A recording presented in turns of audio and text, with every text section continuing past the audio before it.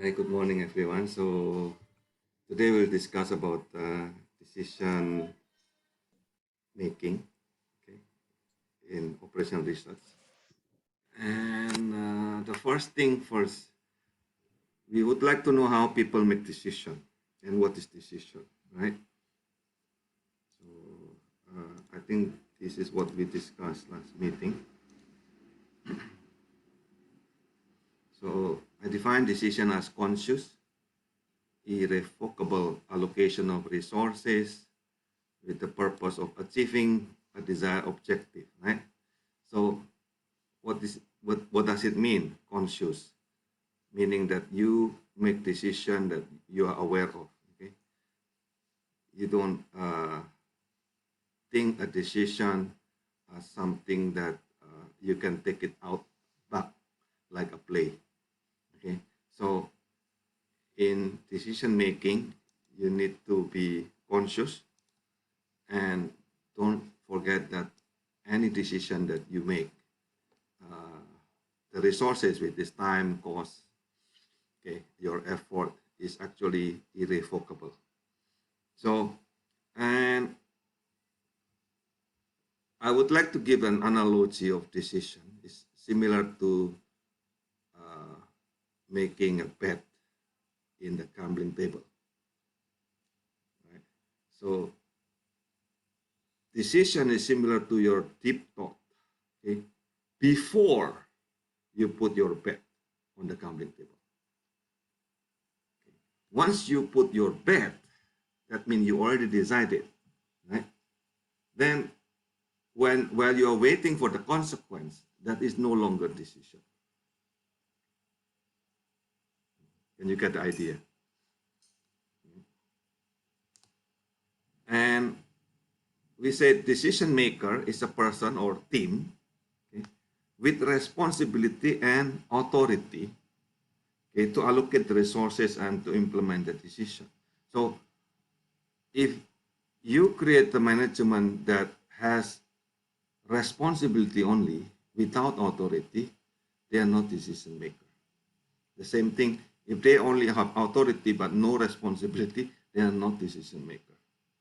Okay, so uh, decision makers should have both responsibility and authority to allocate resources. Okay. So in your situation right now, can you give me example of decision, okay, either in your organization, in your family, or within yourself? Okay? Who are the people responsible for your life situation right now? And who responsible for your decision in what situation? Can you give me a sample?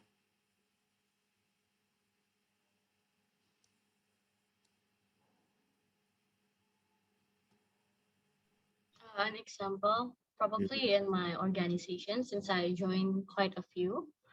mhm. So especially in Indonesia, uh, they're very keen on having like a very complicated bureaucracy, if they say. Okay, So like even the decision I make by myself, that decision must be approved by someone above me, like the authority okay. above me. So yeah, probably that's like an example maybe because So even you are every not the decision I decision make maker, must be made by someone else too. Yeah. right?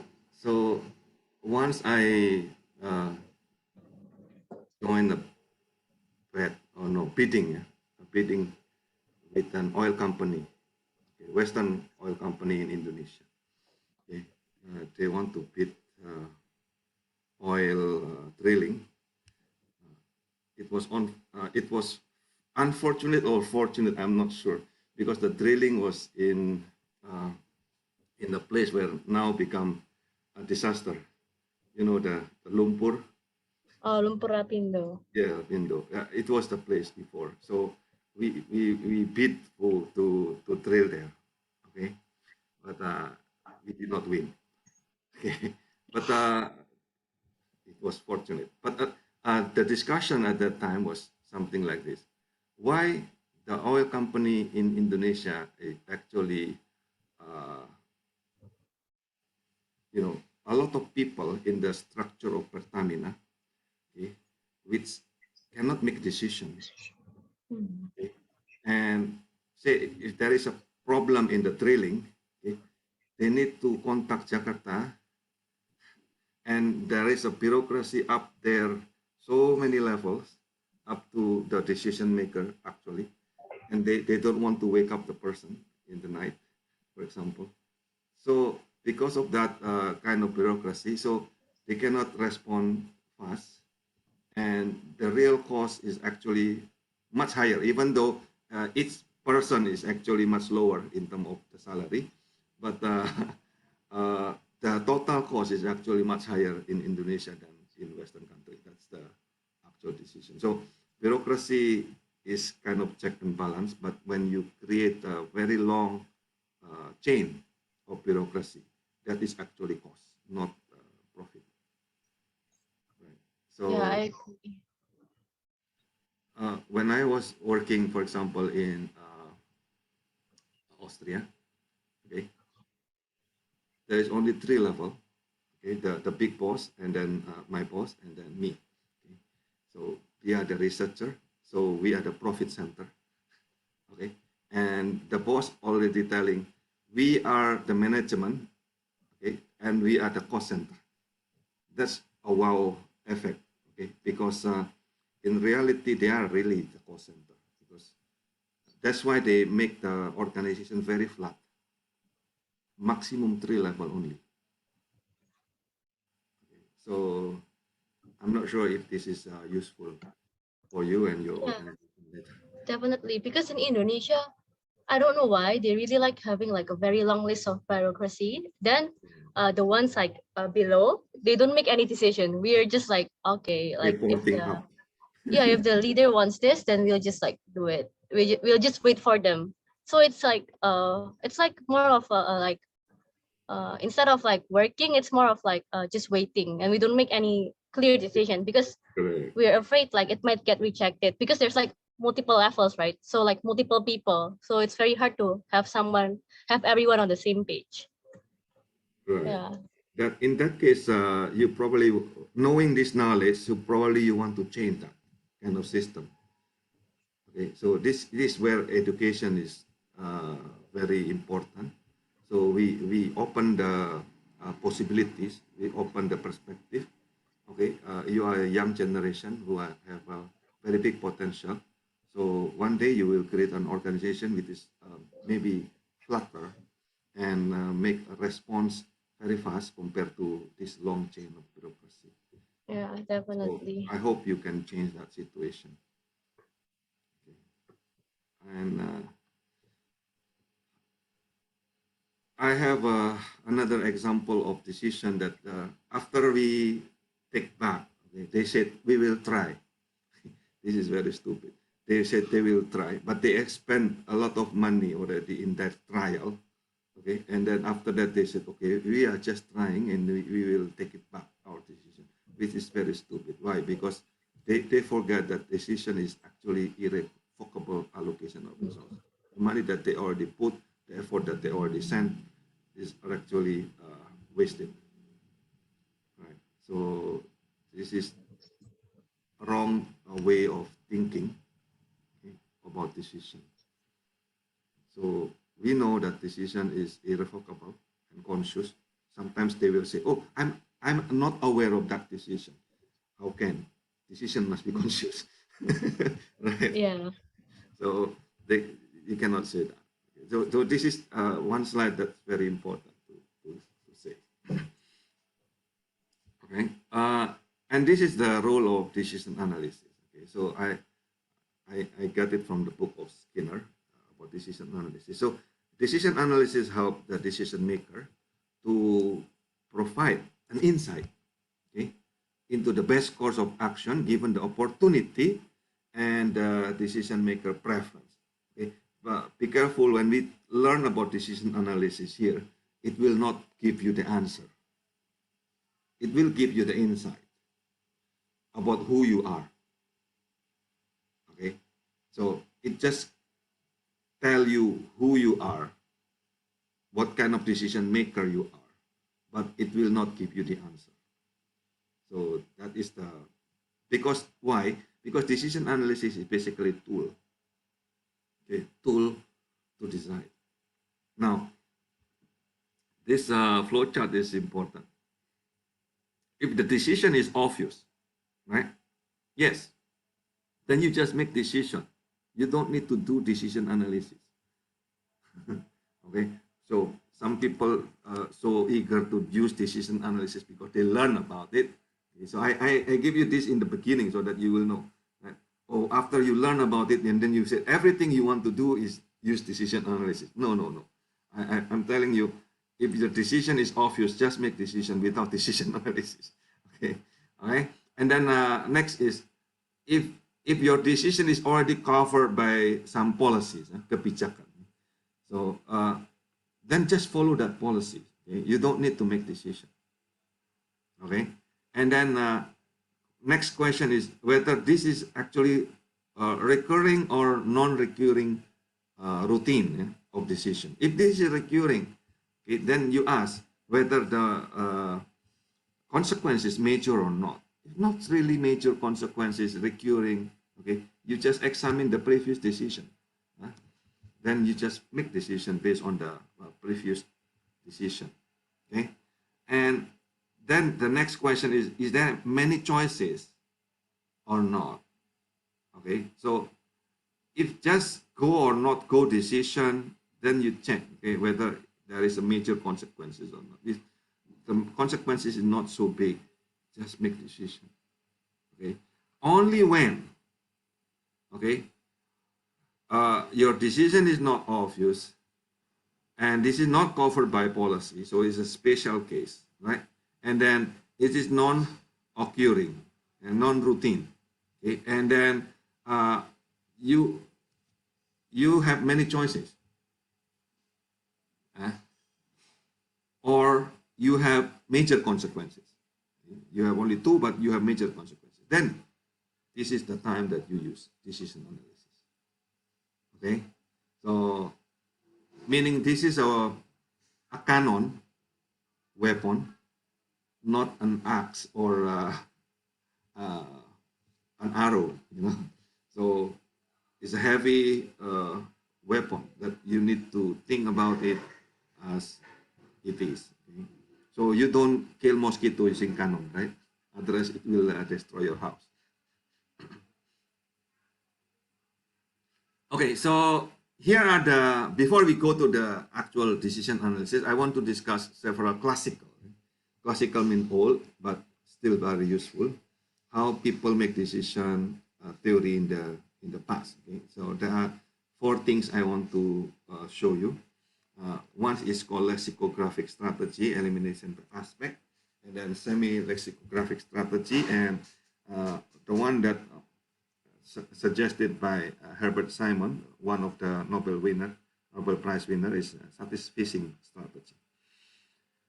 So in lexicographic strategy, I think this is similar to what you mentioned last week. You just want to focus in one most important attribute, right? And then you select alternative that is based on that particular attribute. Okay. So in case there is a tie, then you select the second most important attribute. Okay.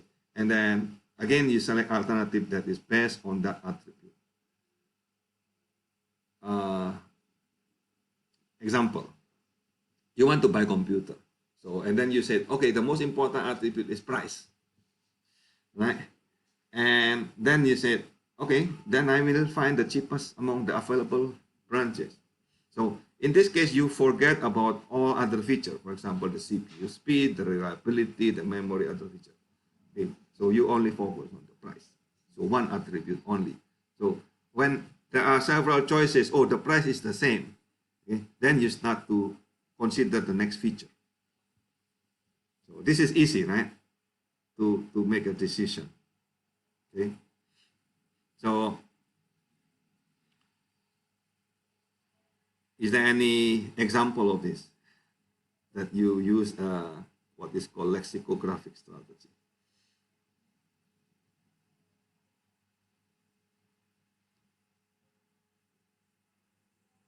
Say you want to make a decision, any decision that you want. Oh, your clothes that you will use today. It's not important decision, but anyway, this is a decision, right?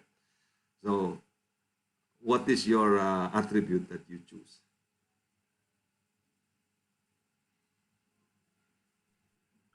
Probably the fit of the clothes. The fit of the clothes. But there are several choices that you already have, and those are fit already, so they are tied.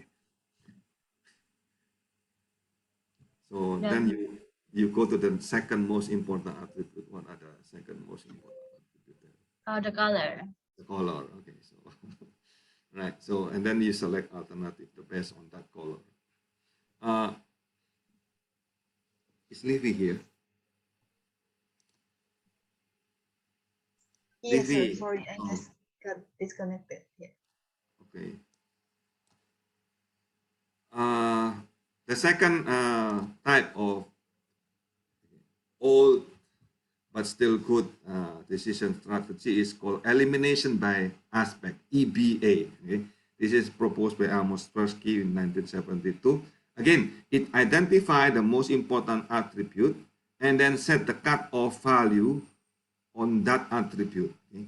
And then remove all the alternative that fail to meet the cutoff value, and then you repeat the process again. So the difference is now you have a cutoff value. Okay. So example, you want to buy a used car, right? And then say you select among 100 plus alternative in today's newspaper, right? And then you use elimination. So in that case, what you will do is eliminate all the car with your first attribute, say engine size. Say engine size below 1,600 cc. Okay, you remove. Then you get 70 alternative, right?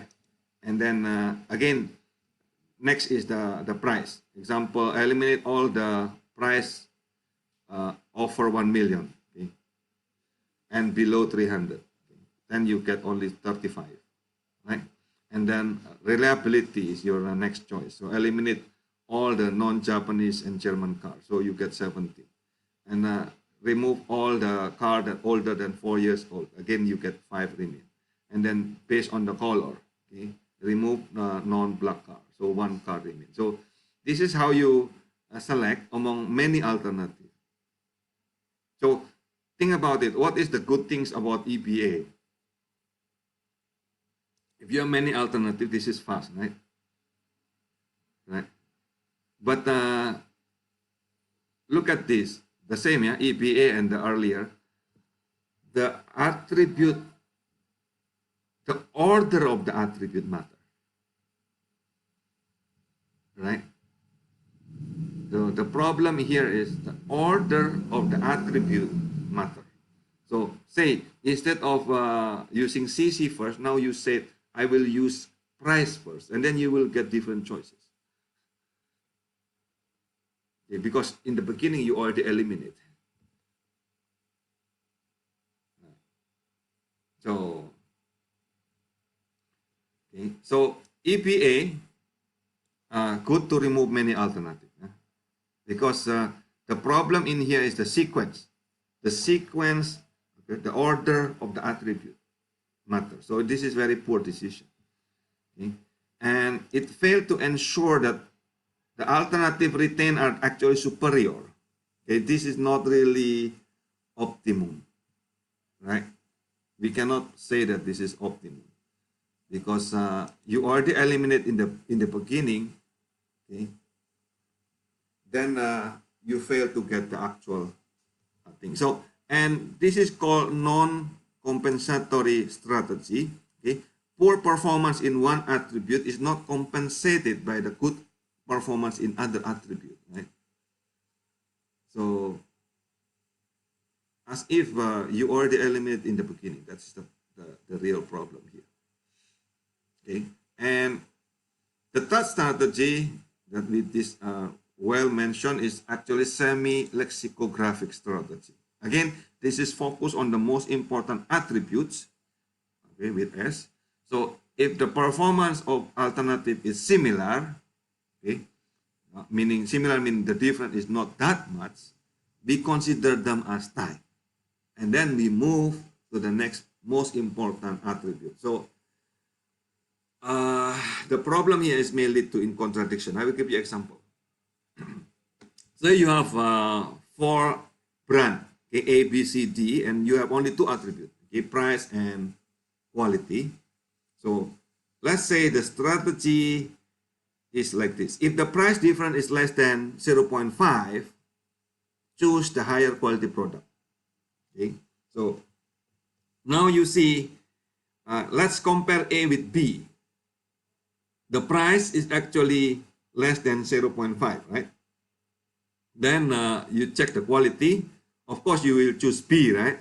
Low and medium, so you will choose medium because the price is actually less than 0.5. That is tie. You consider them as tie. Okay, so I said, okay, medium. So in this case, A is less than B. Right? Now let's compare B with C. When you compare B with C, the price difference is less than 0.5, right? And then you will say, okay, if the price difference is less than 0.5, I will check the quality. Oh, between medium and high, which one you will choose? High. Okay, so then you will choose C. That means B is less superior than C. So C win. Yeah? And then now you compare C with D. Okay, again, oh, the price difference is less than 0.5, right? So compare the quality now, high and medium. You said, okay, C is higher than D. So you said, okay, in this case, the decision should be C, right? Because you already compare A, B, C, D, right? But now you compare A and D, okay, or B and D. If you compare B and D, okay, you see B and D is what? The difference is also less than 0.5, okay? And both are medium. So you will say B is equal to D. When you compare C and A, okay, the difference is actually larger than 0.5, right? And C is actually less than A, right? C is actually less than A. So in this case, you can see the contradiction here. Can you see it?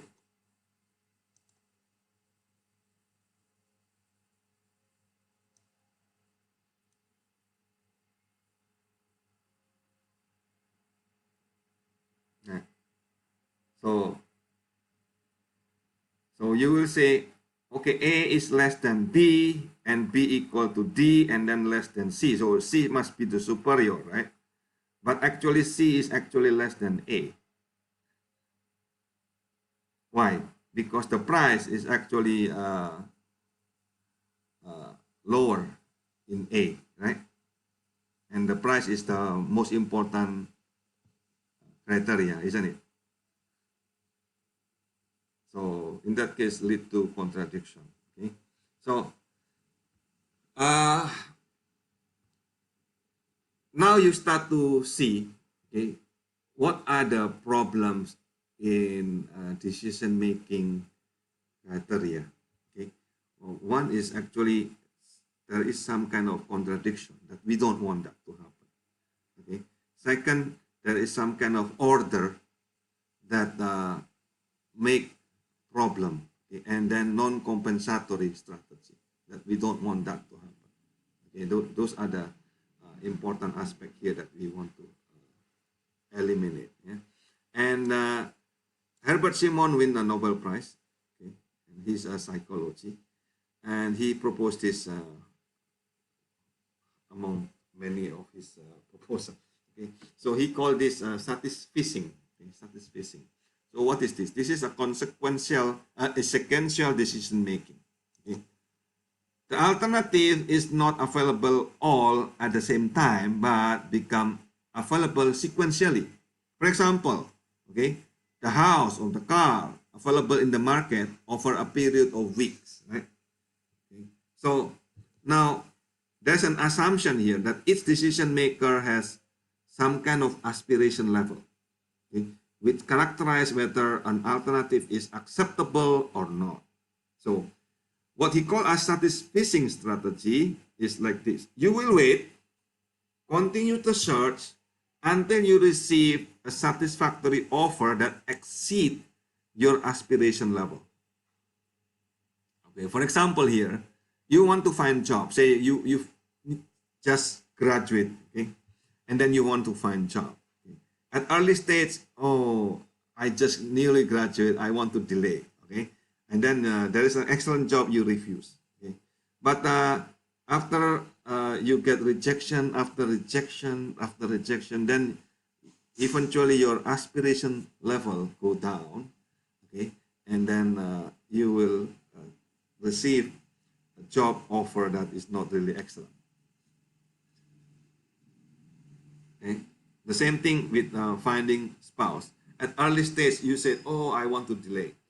Okay, there is excellent candidate, but you start to choose. Okay, and then after some times you get rejection after rejection, then your aspiration level go down, and then you will accept whatever it is. So what do you think about it? Any comment? So Albert Simon is actually psychologist, so he's talking about the internal struggle within a person in making decisions. Okay, so again, there is a problem with satisficing strategy. Okay? It is called non-compensatory strategy. No trade-off among the criteria. Okay? So, for example, how much holiday will you give up for higher salary? Okay? Is not considered. So there are several in finding the job earlier. Okay? So the final choice is really depends on the sequence, the order which alternative will show themselves. So these are the example of the classical strategy. So now I want to discuss with you. So in selecting your spouse to be, okay, what strategy will you use, and how did you select the candidate? What are the attributes and what are your aspiration level?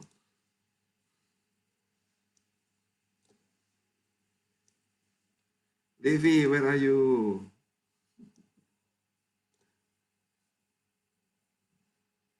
Yes, sir. Oh, Sorry, I didn't really hear your voice. okay. In selecting your spouse to be, what your strategy will you choose? Mm, maybe selecting by looking at the personality. Personality, and then that is the attribute, right? One is personality, And maybe his job. job, okay, and then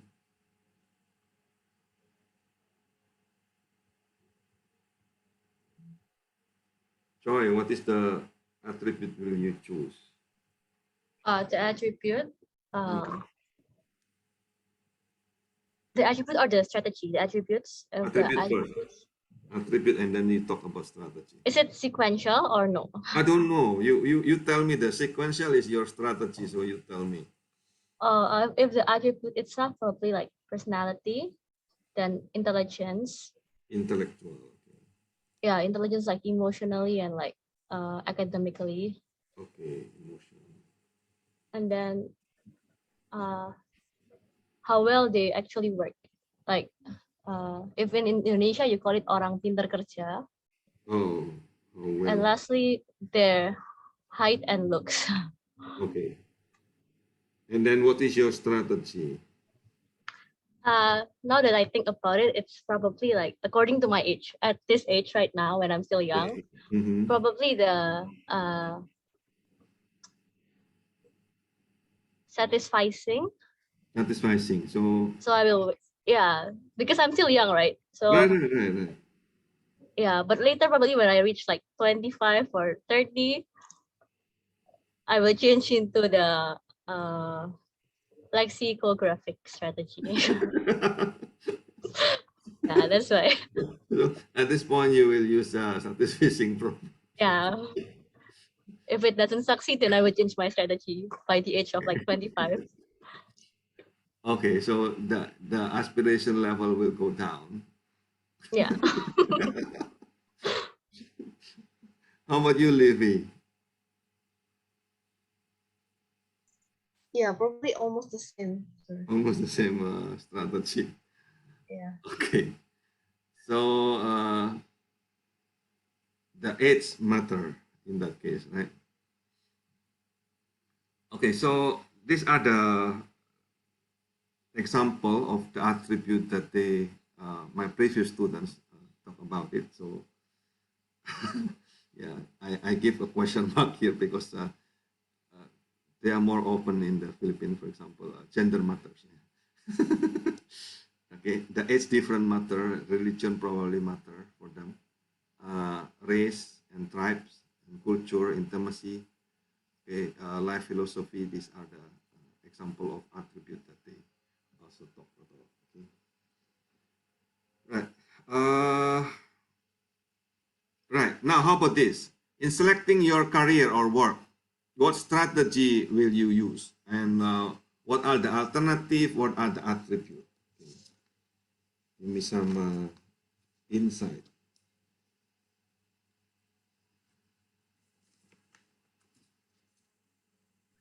For career or work, probably the attributes first. I will look for a job where it's like a high salary because I don't really care about like the work environment actually. Okay. Because as long as they pay me good, I will like do it and suck it up. Wow. Okay. The Yeah. salary, then probably the work-life balance because Work life. uh yeah, it was like the one thing I was looking for, but the work-life balance. The environment doesn't matter that much, but like having a good and good and structured management will be really nice. Hmm. And the benefits like insurance, those kind of stuff. And Oh, like the holidays. okay. And what else? Yeah. And how do you select among the alternative? Probably I'm if I'm a fresh graduate, I will just pick the semi-lexicographic. Hmm. Yeah.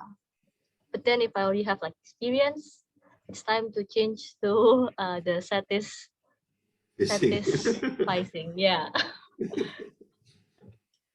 Because as a fresh graduate, especially if I work in Indonesia, we don't actually have that much choice. Really? Yeah, because actually the pay in Indonesia is pretty low. Ah, okay. Because your first criteria is high salary. Yeah, but it's like very low. Like it's like yeah, very low compared to like if you work in like an international company, pay in Indonesia is very bad. I don't even know Oh, why. why don't you just start with the international company then, rather than it work in Indonesia in that case? Yeah, I wanted to, but like the competition is very hard, right? So I always Correct. like expect for the worst, just in case I work in Indonesia. I see. I see. So how low is the salary in Indonesia?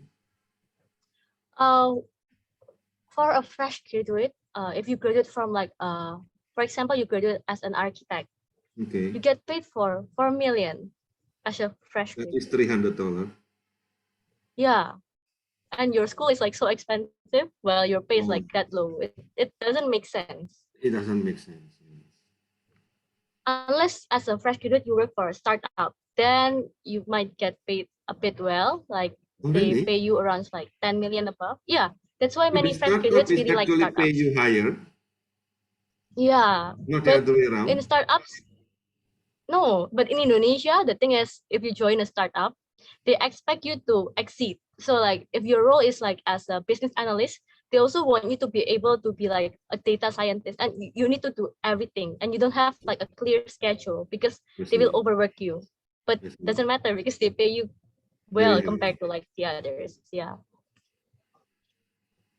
You And know, even in companies like Shopee in Indonesia compared to mhm, Shopee in Singapore, or in probably like Philippines have Shopee too, right? mhm, In mhm. Indonesia, you get paid quite low in Shopee, but they in exchange for paying you not that well, they actually give you a tons of benefits. Like your workplace, they have like snacks, those kind of stuff. In Indonesia, it's Uh, quite rare. Yeah, so they just like they basically compensate you compensate with with the that. Yeah. benefit. Yeah, but I don't think it's they compensate you with like snacks, food, like work entertainment. I think it's just a strategy to make you work longer. Like if you have like food in the office, then you're like, okay, no need to go out. I just stay in office while working, while snacking. Well, It's like a strategy of them, in my opinion. like Google give Yeah, food, like Google. They have everything in the office, so you stay in the office forever. It's just right? a thing to make you work longer hours. And you can sleep in the office. Yeah, but even Google, no problem, Mr. Right. Karti. Even if I work in Google, I would like willingly sleep in the office. But like if Indonesia, I don't think so. I would just like go home. Yeah, the salary in terms of absolute dollar is very pretty low. Even 10 million is like how much? 10 million is like $600 or 700, right? Yeah, it doesn't So match like the living costs, especially in yes, Indonesia. that's correct. Livy, how about you? What is your opinion? In selecting my career, Hmm? uh, the the the opinion of selecting my career, Mm-hmm. Yes. maybe the first thing that I will consider is like what kind of job that I really enjoy. Enjoy first, not Yeah, salary. Yeah. yeah, Livy is different attribute. And because if then, yeah, and then the person enjoy, and then the like the the environment. the environment is important. Yeah, And then and then the salary. the salary is also important. Yeah, um, So work-life balance is not that important, right? not that important Not that for me. important for Yeah. that. And how did you select the alternative? What strategy will you use? Um, maybe the lexicography. Hmm. Lexicographic means you will select only one Yeah, yeah, like the most important thing. important one. So thing that you enjoy only. Yeah, because if I enjoy the work, I think I Okay. will have no problem. Like Okay. I can work all the time. So regardless the salary, regardless the environment. Yeah. Yeah. Okay. Right. So there is no right or wrong.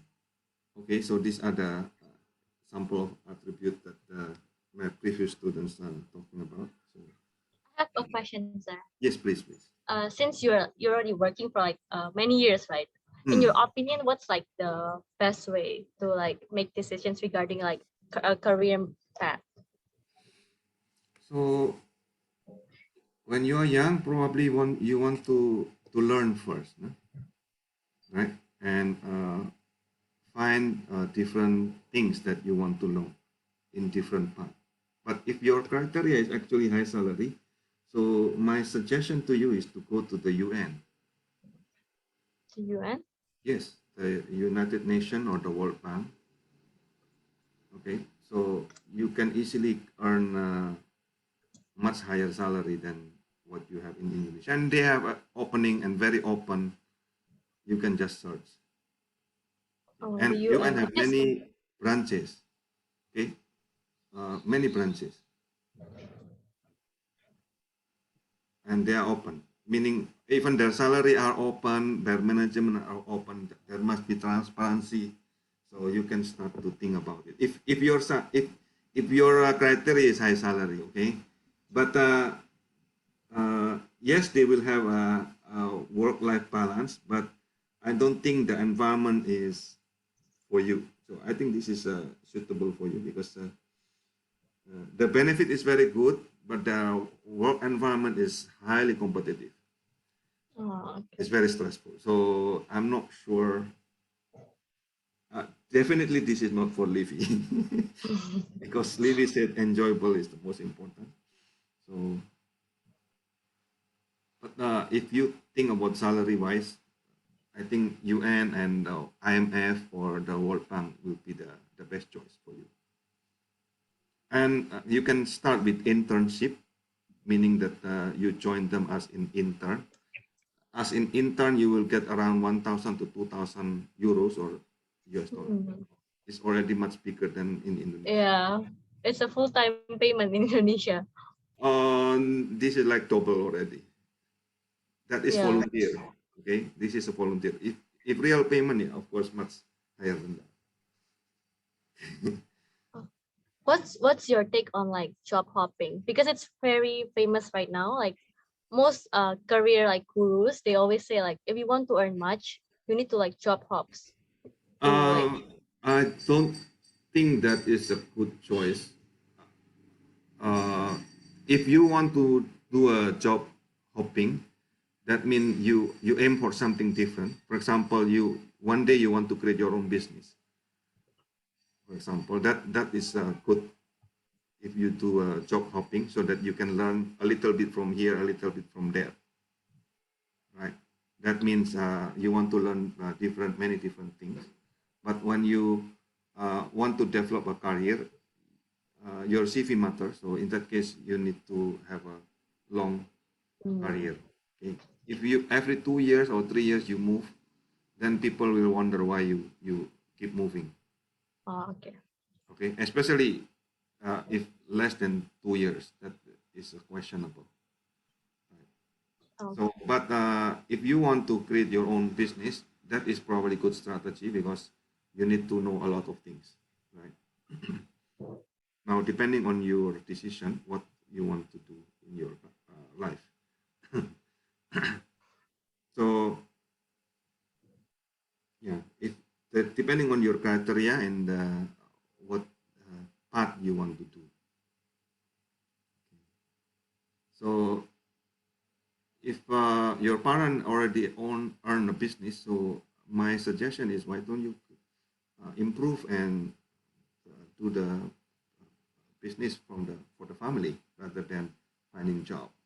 That would be probably more appropriate, and then do an internship in your own family business. Okay. And I think there is also in Ateneo in Manila, in Ateneo de Manila, there is a family business entrepreneurship course. It's a kind of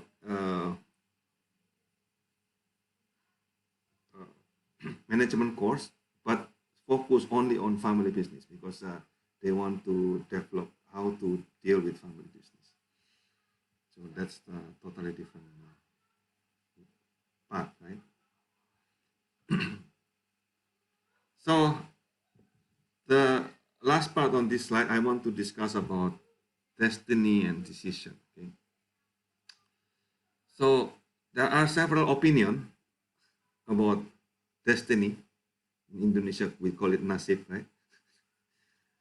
Uh, Actual destiny never exists. Okay? So basically, destiny is only our own perception and concept toward life. Okay? So uh, there are several few. Okay, uh, one is destiny is actually consequence of mainly other people decision around us. Okay? Second view is our destiny is just the consequence of mainly our own decision. Okay? And the third one is our destiny is a consequence not only of our own decision, but also the decision of other people and nature surround us during our lifetime. So nature here is important because uh, we consider nature as an important agent that can make decision. Right? And the last part is decision of our ancestor and people surround us when they facing the nature at that past time also affecting us weekly.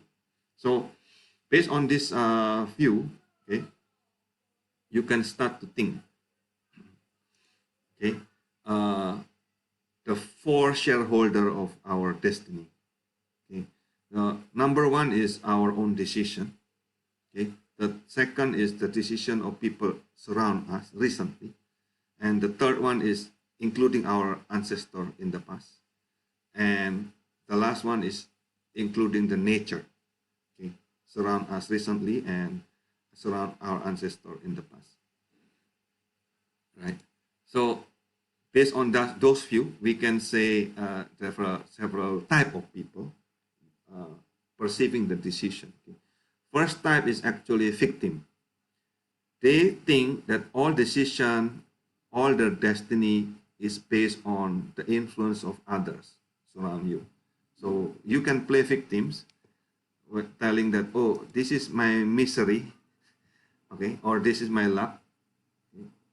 And these are based on the influence of others about you. Okay? And you go to the second level, which is responsible, meaning, no, I don't play victim. I'm responsible for my own decision. So all what happened in my life depending on my own decision. So this is the second level, right? And if you reach the second level, you probably want to think about the third level, okay? About third level of decision maker within you, okay? Which will say that our decision is not just depend on me in our lifetime, but also others surround us.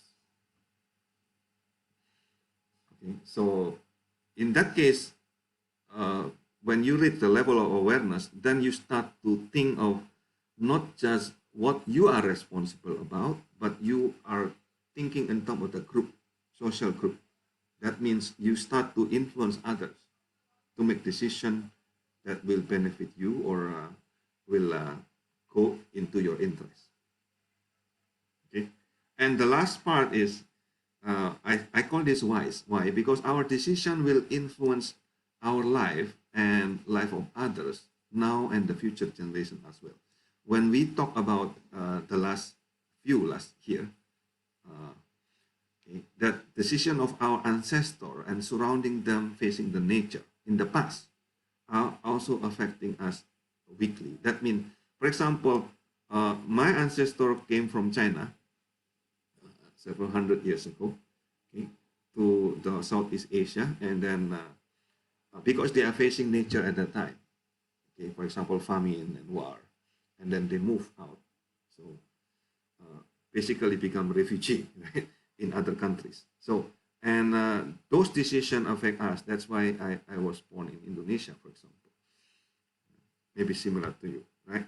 So when we start to think about that, then we start to project this decision about the past to us, from us to our future. Okay, that means whatever we decide today will also influence the life, not just our life, but also influence the next generation.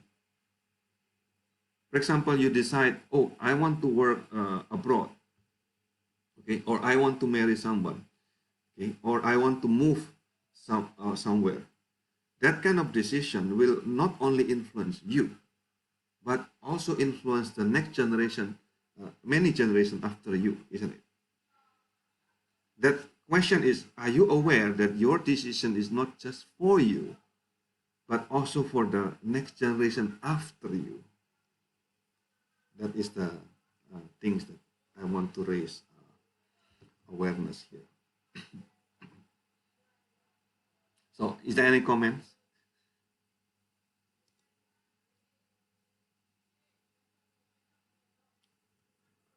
So, what type of person are you? Are you the victim? Are you kind of responsible? Are you aware of this? Or actually, you are already wise that you know the past and the future?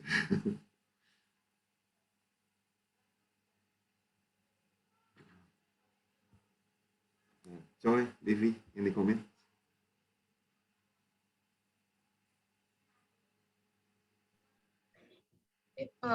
It's like the butterfly effect, right? How your small, even your smallest decision today can like affect something big in the future. Yes, right. So I met many people, they play victims. You probably also meet a lot of people like this, right? So they always say they blame others and they say what happened to them is because of others. Maybe because of their parent, because of their friend, because of their spouse, whatever. Okay. So this is this is level one type of person in decision making. Okay. And majority of people, of course, they are responsible. They said, no, I'm responsible for my own decision. So this is the consequence. Okay. And but they are not aware that they actually influence other people also. Okay. So, and for example, they are not really care about the country. They are not really care about the company in general, for example. They are not care about what the life of others around us because they are in the level two, which is responsible for themselves. Right? But you can also see that people start to aware about the decision is not just for themselves, okay, but also for others around us. Okay, but I said, look, we have another level of awareness, which is not just surround us now, but also surround us in the future. That probably you never see these people. Okay? They are maybe your great grandchildren. Okay? So that's the question that you probably want to ask before you make a decision. What the consequence? Okay, long term, short term, how big is the influence? Right. So next is in decision making, decision analysis. We will discuss about this. Okay. Uh, decision more on computation. Okay, because this is operation research course, right? So not just concept. Now we talk about the detailed computation. One is called decision under certainty. This is not really computation, but concept. Okay? And second is decision under uncertainty. And then decision under risk, utility. And then we touch a little bit about group decision making in the next few weeks. Okay. And then the last part is decision under conflict. So this is called game theory. Okay. This is interesting. Okay. Let's go to the next topic, which is decision under uncertainty or certainty.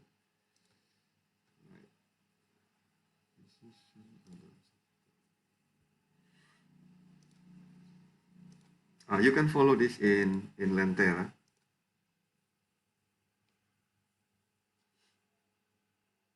Okay.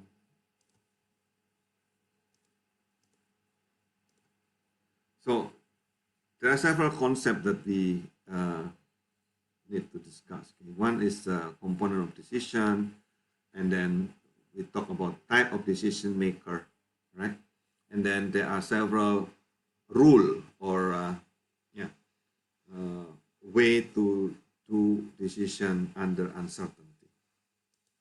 Okay, so in this slide we discuss about two things: decision under certainty and under uncertainty. The others we'll discuss later in different slides.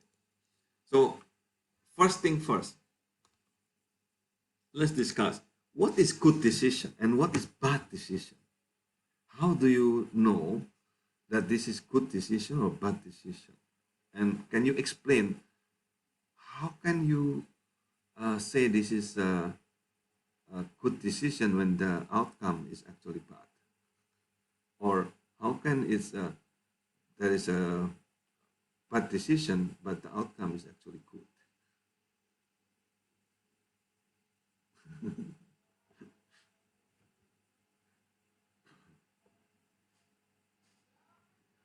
What is a good decision and bad decision? Livy, Joy, what do you think? What is good decision? It's honestly, it depends on how you view it. Like some people will say like good decision is a decision you make that positively impact everyone in a situation. Okay, the Or consequence. someone, yeah, or someone could just say like a good decision is like a decision that I make that has the expected outcome that I have. Okay, So I so can like consider that one also a good decision. right. So it really depends on the outcomes. Livy, do you agree with that or you have a other opinion? Yeah, I agree with that. With Right. Joy. So then you can say that. Can you explain how can you have a good outcome from bad decision? If you agree with that, then that's the next question, right? How can you get a good outcome from bad decision? You need to define what like good outcome means. Something that you expect. You said earlier, this is the expected outcome, and you got. Right? But So I made a bad decision, but the outcome is something I expected yes, it that I happened. wanted. It happened all the time. Yeah,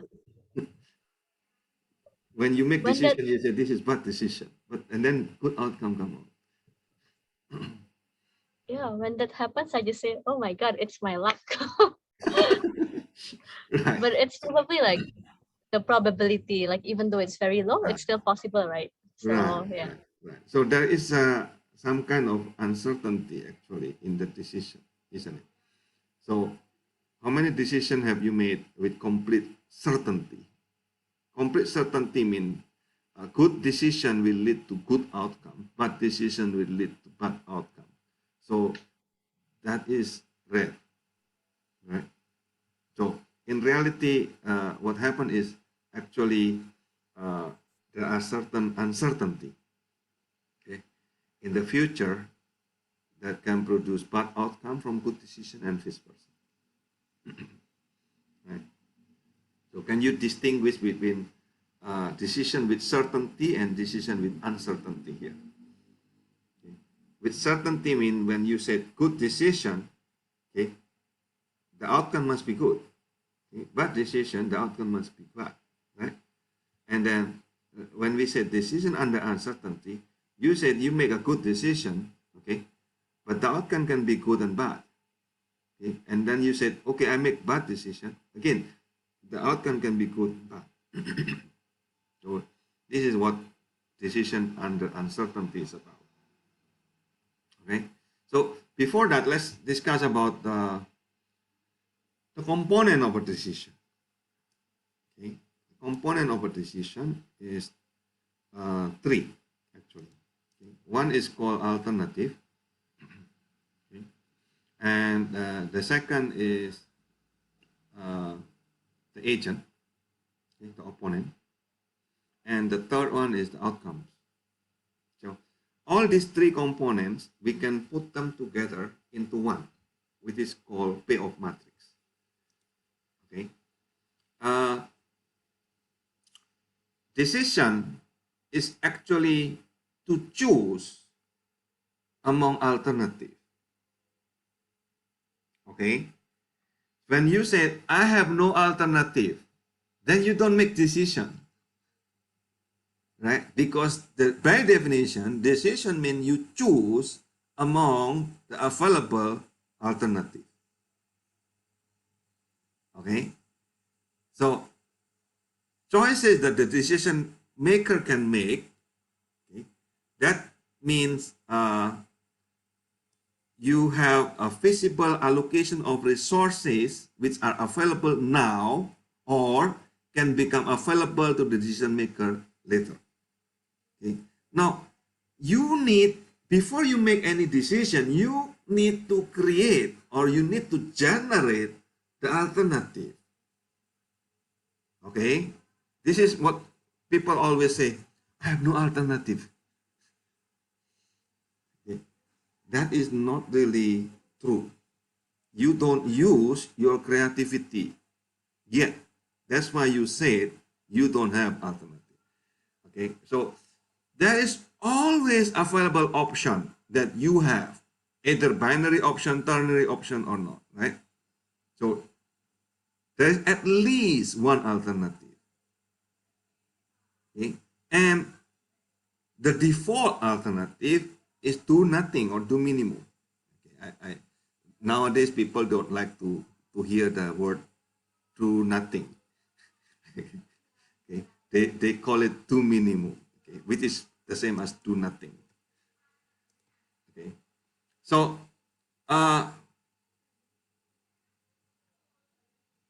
think about what is the alternative, even if it is not optimal. Those are alternatives that you need to generate. Okay, in any decision making, you first need to create alternative. Don't forget that. Okay, otherwise you will say I have no choice. Then you don't make decision. Okay, so because by definition decision is to make choice among the alternative. Okay, next, you define the state of nature, the agent. It can be you yourself, agent is another person or nature.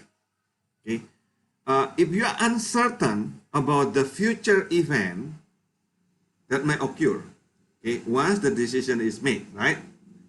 Okay, but the decision maker does not have control over it. Okay, okay, you cannot make it quantitative, then you can make it qualitative. Okay. Example, you don't know what is the demand in the future. You don't know the weather. You don't know what is the price in the future, right? That's fine. Okay, so optionally, you can design the state of nature as mutually exclusive event. Okay, and then you can estimate the probability distribution of each state of the nature. So basically, if you don't know the probability distribution, that is when you create what is called decision under uncertainty. When you know the probability distribution, that kind of decision is called decision under risk. Can you distinguish? Okay. Two, if you don't know what is my probability distribution, you don't know probability at all, okay, then your decision is called decision under uncertainty. If you know one information only, what is called probability, then it is called decision under risk. That's the next slide. Okay. So next is the outcome. Okay. You need to estimate, to decide, to determine the outcome quantitatively. Okay. Quantitatively not necessarily means the exact value, but it must be in the exact order. Is utility. Okay. For example, oh, I don't know, I cannot know the decision, the actual decision outcomes, right?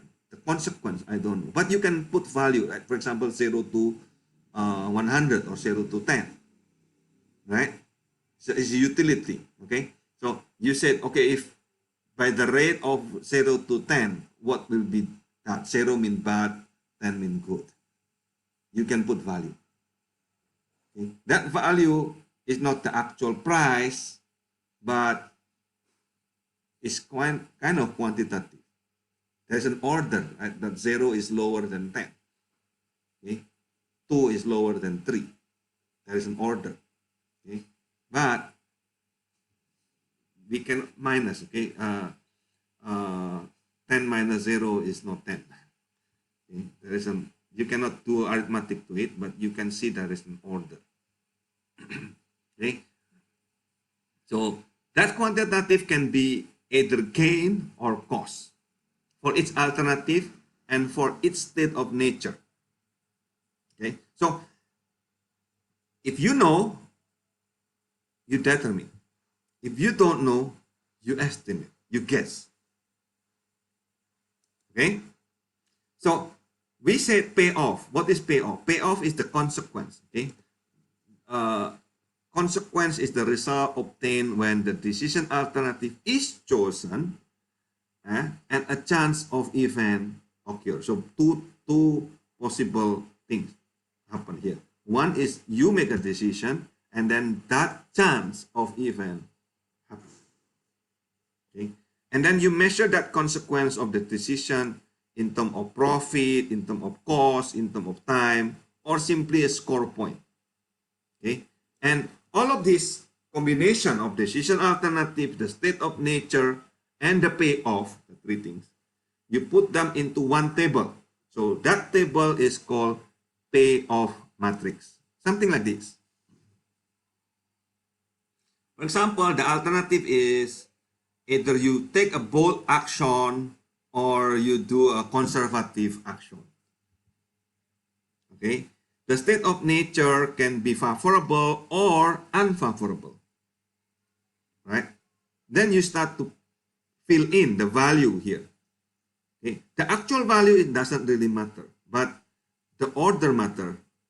Okay? For example, if I take bold action and it is favorable, this is gain table, I will earn 150. Okay? You don't like 150, you make it 15, that's fine. Right? The actual value does not really matter. But comparison to the other values that matter. For example, if I take conservative action and it is favorable, okay, it's 20.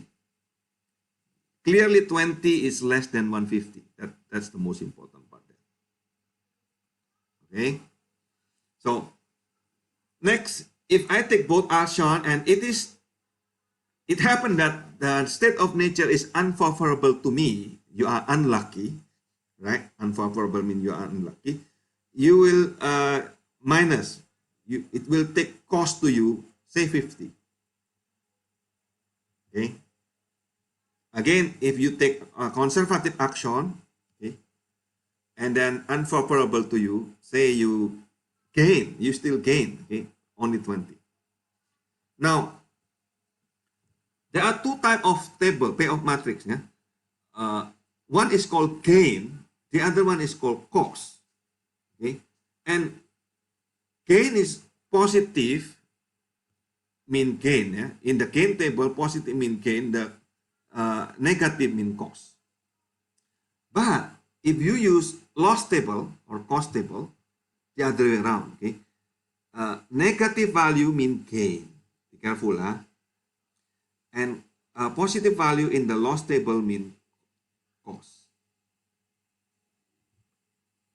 Okay, so here I said 150 in the gain table, that will be negative 150 in the loss table. Okay, 20 in the gain table will be equivalent to negative 20 in the loss table. Okay, so when you deal with decision making, we are talking about payoff matrix. Don't forget, okay, there are two types of payoff matrix, gain or cost. Which one you use? Okay, be careful, huh?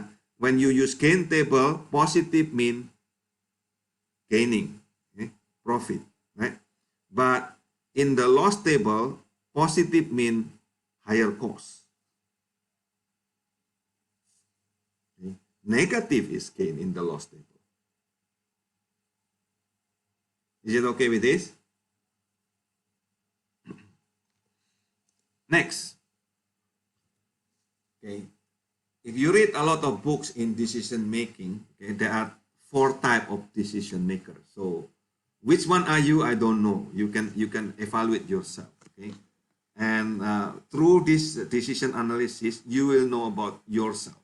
Okay, one is called aggressive. The second is conservative. Okay, the third is opportunistic, and then the last one is average. Okay, there is no right or wrong. Okay, this is just type of decision maker.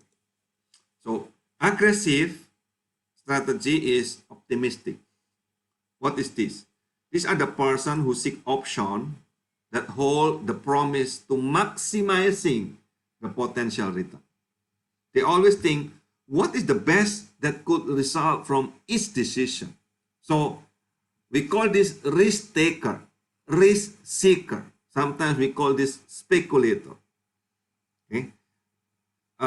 They will increase their exposure to risk in the hope to increase their return.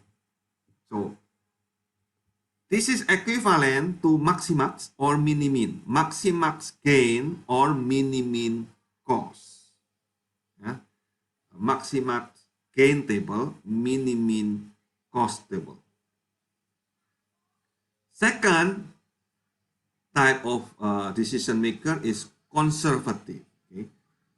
Conservative is also called pessimistic. Okay? Majority of decision maker are pessimistic, conservative, probably including you. I'm not sure.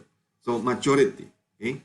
So maximize the conservative will maximize the smallest potential return. Okay? They always think, what is the worst thing that may result from my decision? So we call this risk averse. Okay? In finance, they call it hedger. Okay? Conservative will forego the potential return in order to reduce the exposure to risk. The strategy here is maximin and minimax. Okay? The cost and the gain. The third decision maker is called opportunity loss strategy. What is this? They want to minimize the regret. Okay, opportunity loss means regret that the people feel after making non-optimal decision. So when your decision is non-optimal, there is a regret. I should have done that before, right? Like that. So then what is regret? How do you measure regret? Regret is the difference between the best decision for that particular event and the payoff of the decision that was made. So basically, this is regret is a negative payout value. That's why we want to minimize the largest opportunity loss. Okay, and the last type of person, decision maker, is called average. Average payoff strategy. So since all the events are unpredictable, right? So they assume each one is equally likely to occur. So simple averaging the payoff will get the best average payoff. So these are the four type of decision maker. Okay, let's discuss more detail now. Okay, we have what is called decision under uncertainty. Okay, what is the characteristic? The characteristic is this: the probability, okay, is not known. Okay, and the decision is based on criterion. Okay, that can range from positive, optimistic to negative, pessimistic, or somewhere in between. Okay, and you can use both, either gain payoff matrix or cost payoff matrix. Okay, now I will introduce you 5 criterion here. Okay, one is called maximin rule or minimax. Okay, the other one is called maximax rule or minimin. Okay, and then the third one is called equal probability rule proposed by Laplace. Okay, number 4 is minimax regret rule proposed by Savage. And then the last one proposed by Hurwitz. Okay, in our example, in this computation that you will select, okay, we either use gain table or cost table, right? And we will use these values. Can you record this value in your paper? Okay, either gain or cost, we will still use this value. Okay, so we have 3 alternatives and there are 3 state of nature. Okay, so I call this state of nature 1, state of nature 2, state of nature 3. Do you understand the meaning of alternative state of nature? And do you understand the meaning of these numbers? Before I go on.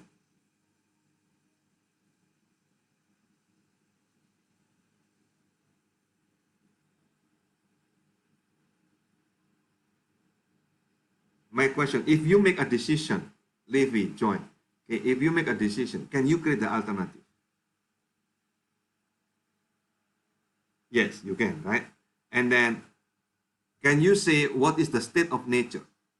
The state of nature, the minimum state of nature is either favorable to you or not favorable to you, right?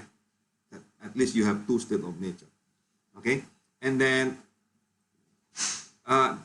this number here, 579, is the utility, okay? Either the cost or the gain that you put there, okay, to evaluate.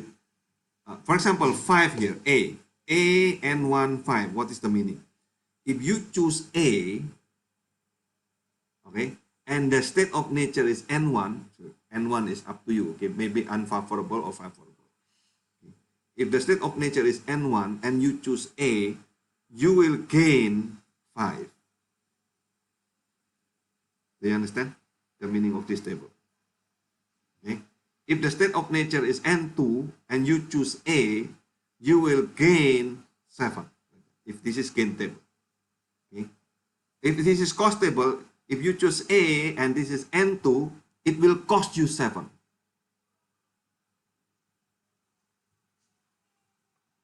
Okay.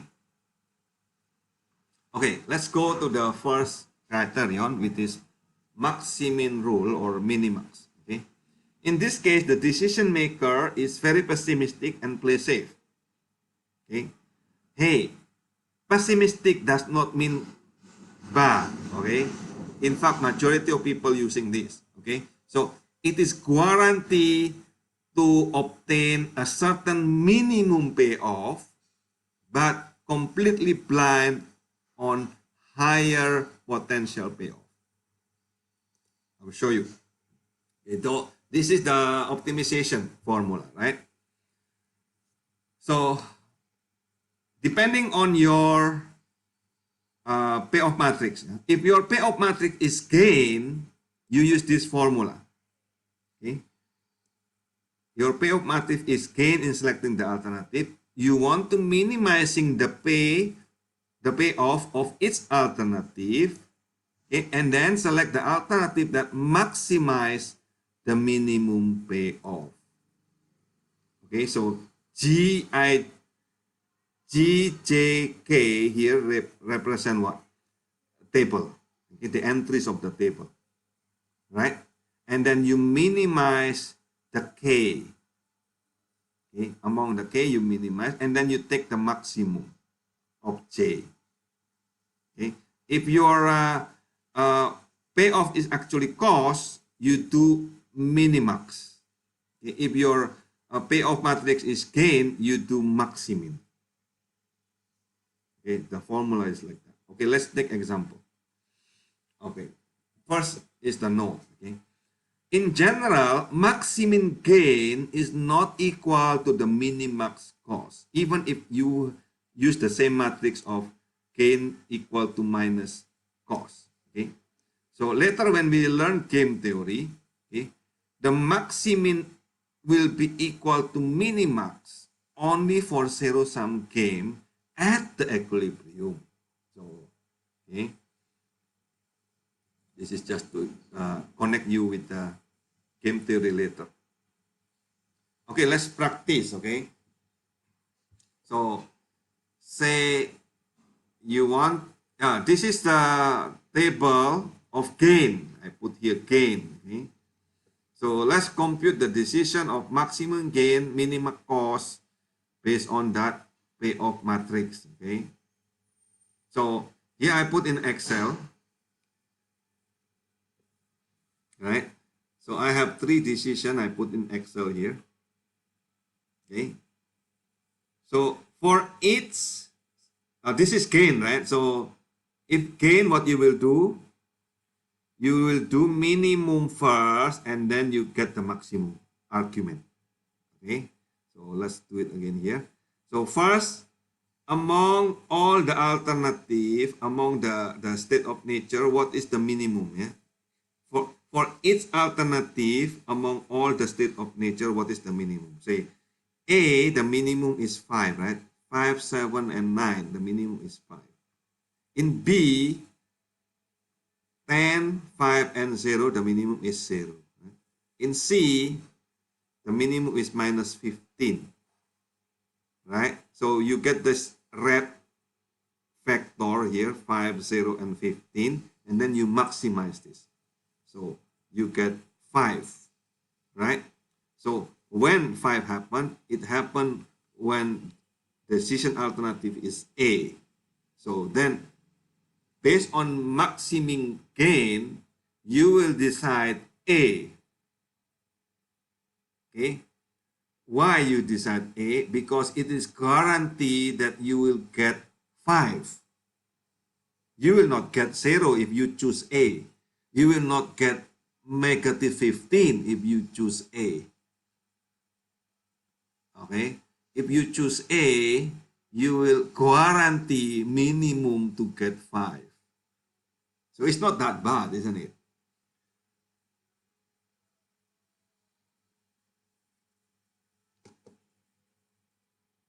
Is this clear or not? So you know how to do maximum, right? Okay. What you will do for each row, right? You take the minimum. If it is gain, you take the minimum, and then among this minimum, you take the maximum. Okay, and then your decision is the argument of that minimum. Okay, is this clear? Okay, how about if it is cost? If it is cost, you will do minimax. What is the minimum of minimax? You max first and then you take the minimum. Yeah? Okay, the word minimax come from this formula. You see this? Okay, argument minimum of the maximum. So you take max first and then you take the minimum. Right? So how do you do the minimax? Again, this is negative, right? So I apply negative here because that is gain table, right? So I want to put it into cost. Then what I will do? I put negative value of the gain, right? And then for each alternative, I take the maximum. Remember why I take the maximum? Because this is cost, right? So in this case, negative 5, negative 7, negative 9. The maximum is negative 5. Okay? Negative 10, negative 5, 0. The maximum is 0. And then the last one is 15. Okay? And then after that, from the factor of maximum, you get the minimum, which is minus 5. When that happens, alternative A. Okay? Then you will, if you do a minimax cost, you will get the same answer in this case, right? It is you will select A. Okay, you are guaranteed that your loss, okay, at most negative 5 with this gain. Your loss is negative 5. That means you gain 5. Oh, this is exactly the same as earlier, right? Because I put, of course, because I put the same things, right? Just negative of it. Is it clear or not? You know how to compute, right? Easy? Oh, super easy. Okay. Oh, practice.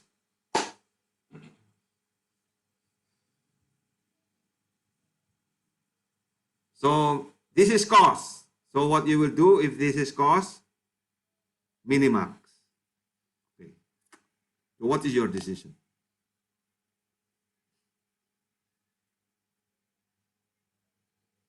This is cost, so you minimax.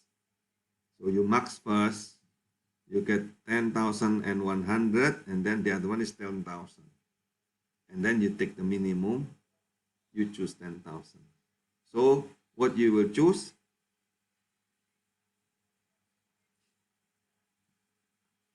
Hello, can you calculate this? Actually, you can calculate by eyes. You don't Yeah, really. the P. You will choose P. Okay. Oh, but you see here, this is the problem of minimax, right? So you will choose P, yeah, right? You will choose P to get 10,000. But if you look at the table, this is actually counterintuitive, isn't it? Okay. Look at the value. If you choose A, okay, 10,100 and 100. Okay. So you lost only 100 against 10,100, which is much better. Okay. Even if you have equal chance. Right? The other one is B is actually the same. You see, B is 10,000 and 10,000 between N1 and N2, right? Whether it's favorable or non-favorable, still 10,000. So you choose B if you use minimax, right? So, but if you look at the value there, between 10,100 and 100, it's actually very far. Okay? But because you use minimax, you don't choose A, you choose B. It is counterintuitive. So this is what we say, that the minimax criterion is blind of better potential payoff. Right. Okay, the same thing here. Okay, maybe this is better if you understand. Can you show that the maximum gain now? This is gain table. Which one you will choose? Use maximum. So you take the minimum for each alternative. What? In A, the minimum is 19, right? In B, the minimum is 20 because they are the same. And then you take the maximum between 19 and 20, you get 20. So you choose B, the same thing, right? Okay. And this is counterintuitive, you see? Okay. Right? You have chance to gain 1 million and lost only 19, right? Huh? If you choose A and it is favorable to you, you get 1 million. If it is not favorable to you, you get 19. Okay? But because you use minimax, okay, you choose B, which give you only 20. The difference between 20 and 19 is only 1. But the difference between 1 million and 19 is so much. Okay? But because okay, you use maximum gain, you will choose B. So this is kind of illogical. Why you choose B? Right? So this is what we say, that minimax criterion is blind of high potential field. Okay. So the next one is, the next criterion is maximax. Okay. Maximax is very optimistic. Okay. This is maximax gain or mini-mean cost. Yeah. So the decision maker in this case is very optimistic and play high risk. Yeah, I have several people. I know several people who do like this. Okay? They are guaranteed using this criterion, guaranteed to obtain a certain maximum payoff. Okay, but completely blind on the relative magnitude of the payoff. Okay. Again, maximax. How do you do maximax? Okay, if the payoff is gain matrix, you see the formula there. Okay, argmax of the max gain. Okay, if the payoff matrix is actually cost, you will say this is mini-min, the argmeans of the minimum. Okay, the same thing. So maximax gain is always equal to the mini-min cost if you put, okay, from the same table where you put the cost is equal to minus gain. Okay, again we use the same value here. Okay, let's take this maximax or mini-min. Okay, so what to do if you do maximax? The same table we use, okay? But your criterion is now using maximax. So for each alternative, you take the maximum, not the minimum. So maximum of 5, 7, and 9 is 9. Okay, 10, 5, and 0 is 10, right? 20, 3, and negative 15 is 20. So among this maximum element of maximum factor, then you get the maximum again. Okay? So that has 20. When that happened? That happened when you choose C, isn't it? So instead of A now, you choose C. So you decide only based on the maximum payoff, which is C. 20 happened when? C, right? Is it clear or not? Okay, the same thing if you do use the same value but negative, okay? Negative of the cost. Here you, of course, you will get again C with minimum of the minimum, which is negative 20. Okay? Clear, yeah? Maximin, minimax, maximax, minimin. Clear? Right? One is conservative, the other one is optimistic. Okay, so let's show this problem. So this is gain table and you want to do maximax.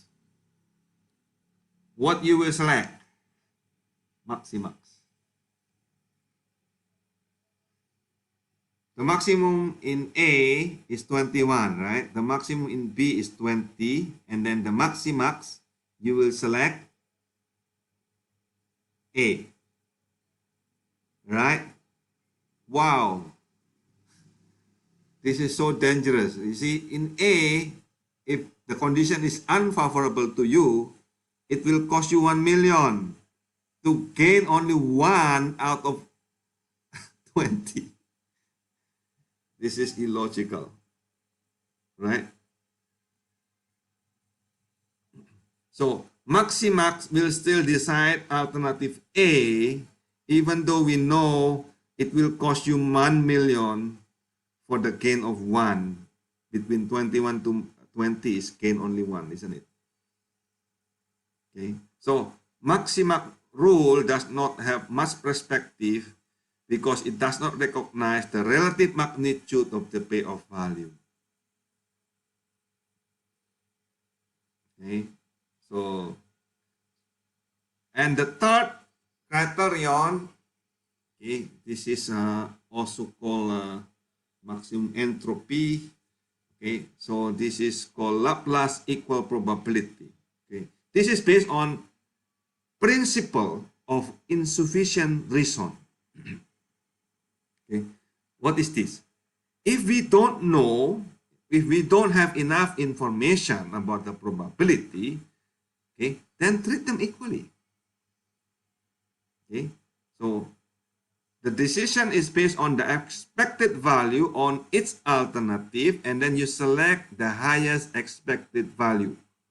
Okay, The decision is based on the minimum cost or the maximum gain, expected cost and expected gain.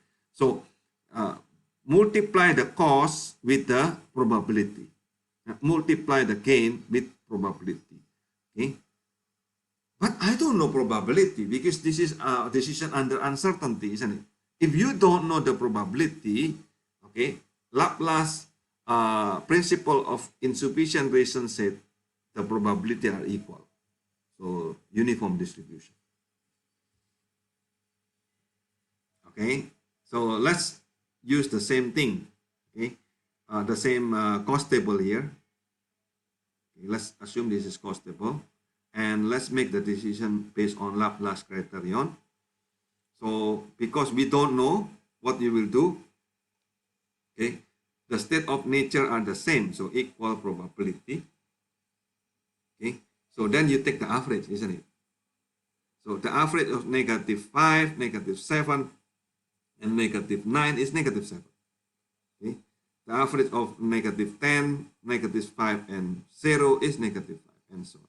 Okay, so then because this is cost, okay, among these alternative elements, you take the minimum. Okay, the minimum is -7, so you choose A. Okay, so based on Laplace, okay, you would select A.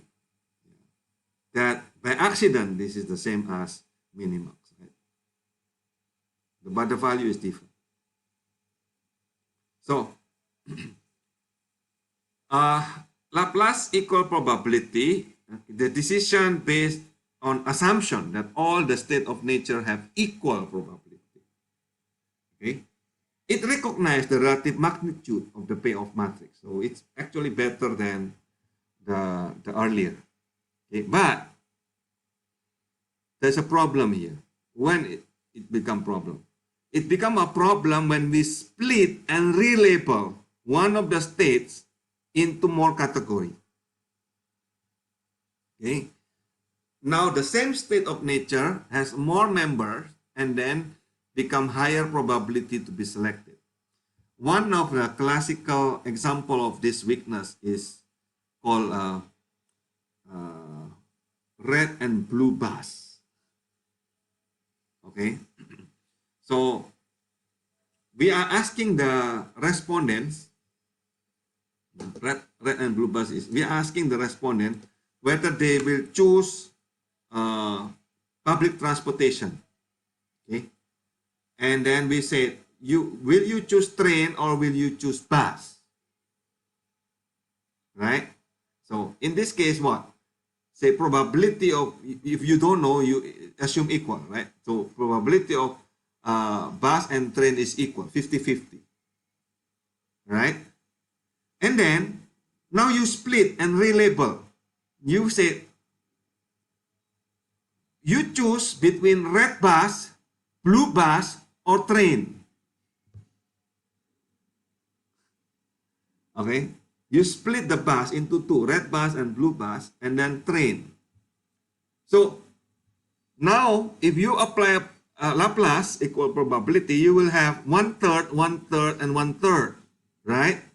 So blue bus will get 1/3 probability, red bus will get 1/3 probability, and train will get 1/3 probability. And then you will say, among these, which one you will choose? Of course, because you apply 1/3 to blue bus and 1/3 to red bus, the bus itself get already 2/3, right? Because you split and relabel, which is actually the same thing. Bus. Can you imagine what I'm talking? Okay. Originally it's only two, right? Bus and train. But after that you split the bus into two. Then apply the same probability. So you get 1/3. So the bus will get 2/3 now. Okay. It can give a lot of example like this. Okay. Sometimes you don't even aware that you split and then you relabel it. Okay. So check. Okay. what are the alternatives? If the alternative is not actually mutually exclusive and exhaustive, okay? Mutually exclusive mean what? They are actually unique, different. Okay, and then exhaustive mean what? Exhaustive mean they are all the possible alternative. Yeah? So when you make decision using Laplace equal probability, the alternative must be mutually exclusive and exhaustive. And they must not be split and reliable. Okay, the one you will ask, which one you use? Okay, I will use Savage or Hurwitz. I will not use the first, second, and third a while ago. I will use this, is Savage or Hurwitz, because this is probably the best. Okay, but you need to know the earlier, because Hurwitz is based on the earlier. Okay, okay, what is Savage minimus regret rule? So if you use Savage minimus regret rule, you have a payoff matrix, right? Now you transform that payoff matrix into regret matrix. How? How I transform that? Okay. Okay. What is regret? Regret is the value that you miss the best choice. Okay. So here it is, regret. Okay. Say your gain table is Gij, right? Gain table. And then you get the maximum of this Gij among K, the state of nature, right? And then you minus that maximum with the Gij.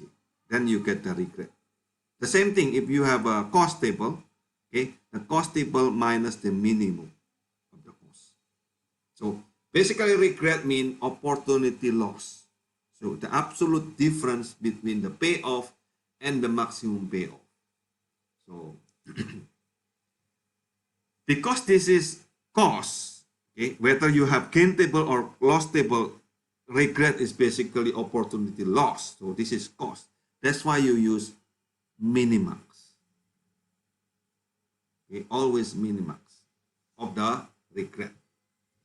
Okay, so and Savage minimax regret will give you better logical conclusion than simple minimax cost. Okay. Okay, let's use the same value again here.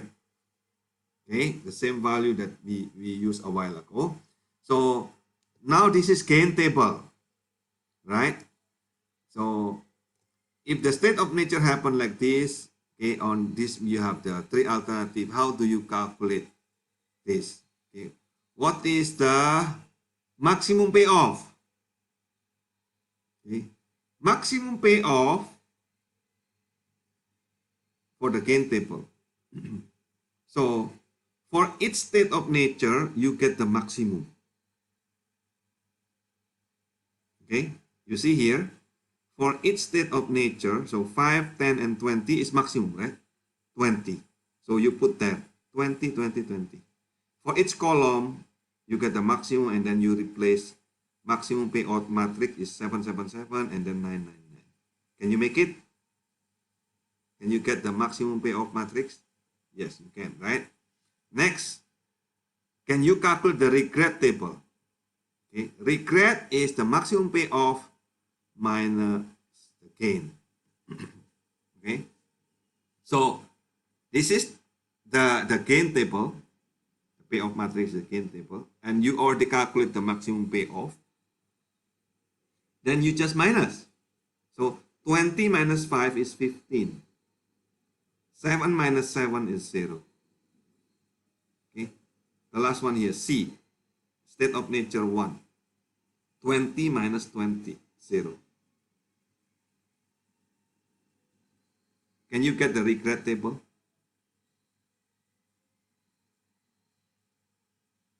Yes or no?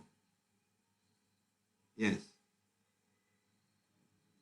And then after that what you will do, you will minimax the regret table. Okay, so you already got that regret table, and then you will do minimax. That means you max first for each row, and then you get the minimum. Okay, in this case you select B. Okay? So the maximum is 15, 10, and 24 for each row, and then the minimum between 15, 10, and 24 is 10. It happened when it is B. So you get that. Okay, for your practice, this one.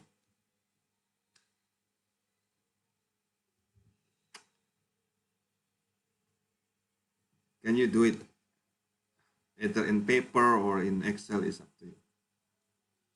This is cost table. Be careful. This is cost table. Once you finish, can you share your screen?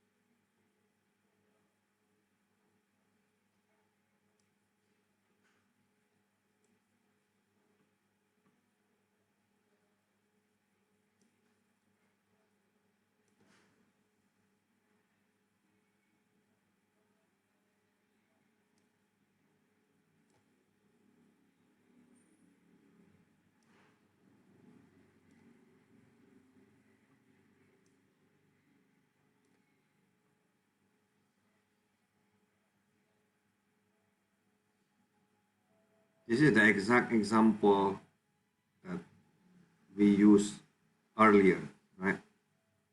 That Minimax cannot solve this correctly.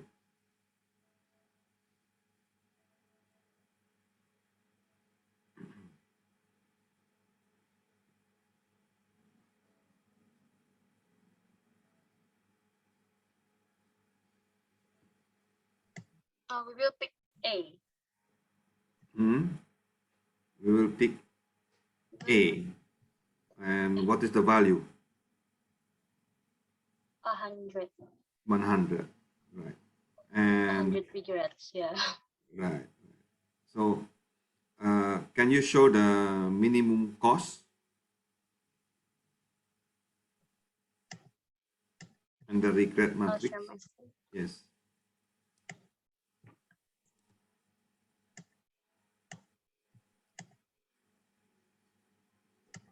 Or the regret matrix, probably.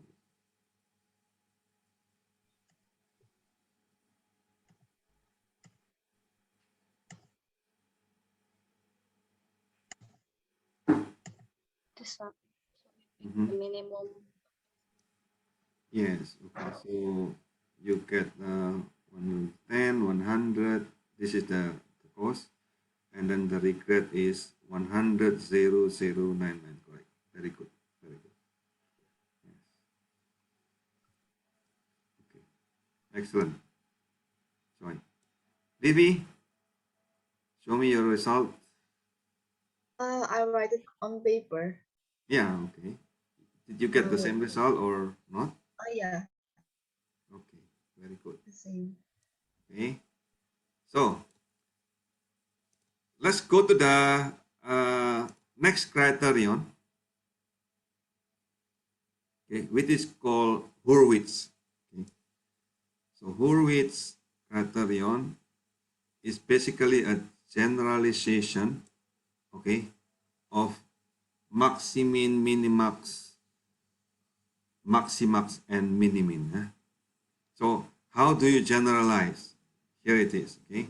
So Hurwitz said, okay, I can generalize this technique earlier, okay, using an index. So let's call this index alpha. Okay.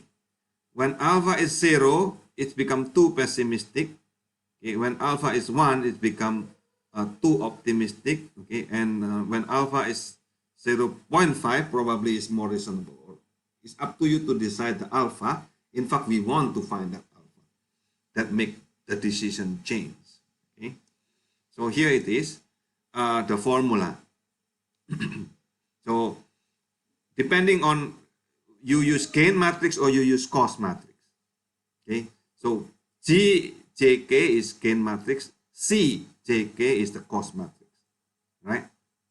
So if you use gain matrix, we use the top formula here.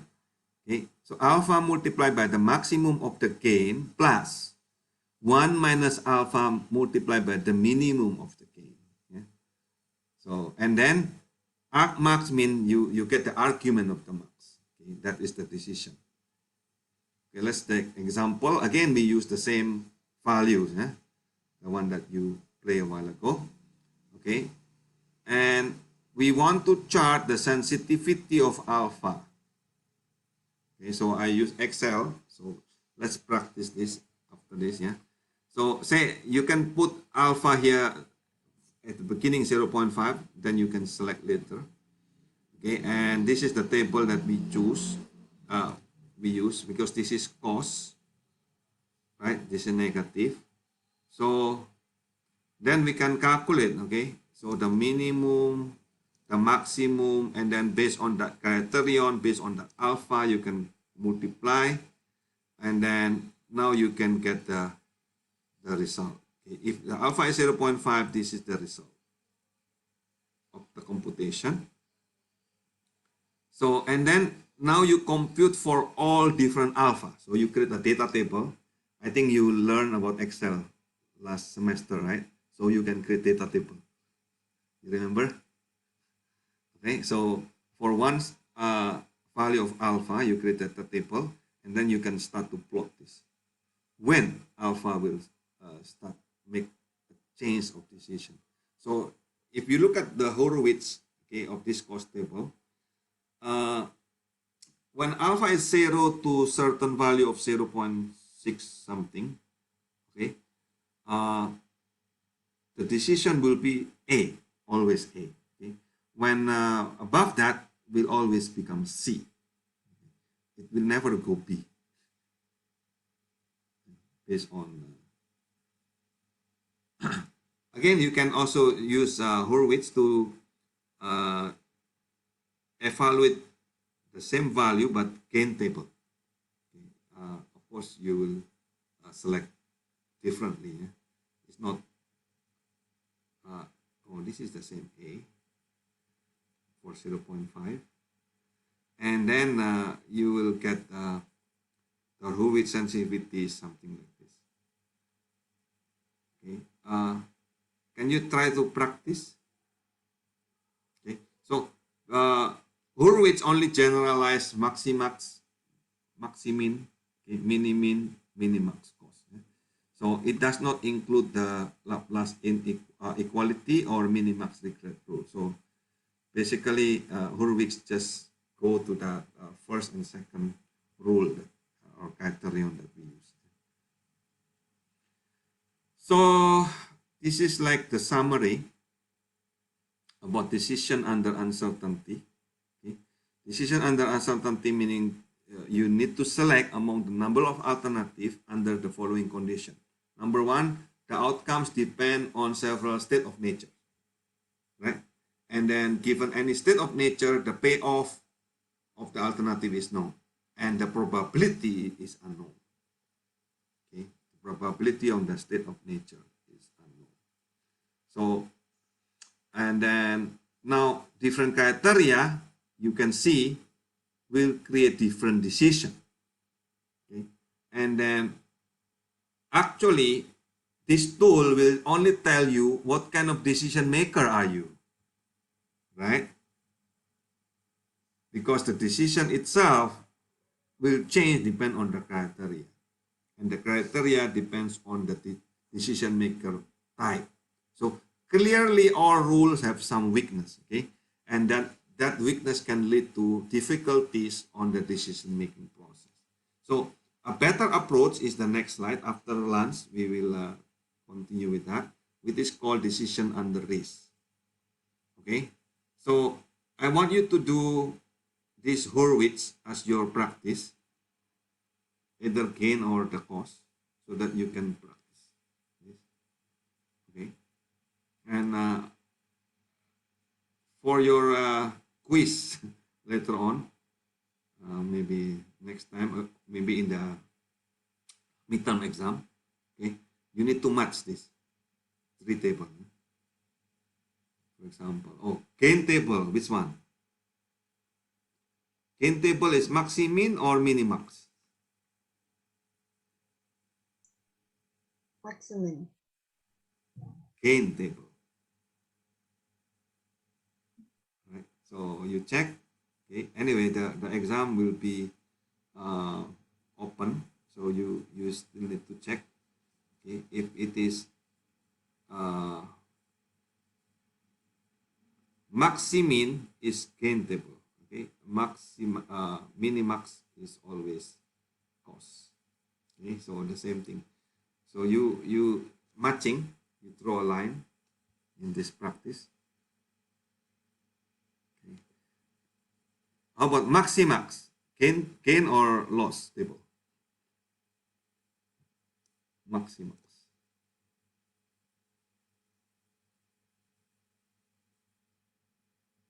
Okay. So maximax is always gain table. So you draw a line between gain table and maximax. Right? So and then you check, you draw a line between conservative, optimistic, pessimistic, or in between. Actually, pessimistic and conservative are the same. Okay. So Hurwitz is in between pessimistic and optimistic. So now describe the situation that you have problem that currently you face, and then that probably involves significant uncertainty. Now the question is, will you know the outcome of the uncertainty before or after decision is made, and how you will make the decision? Right. So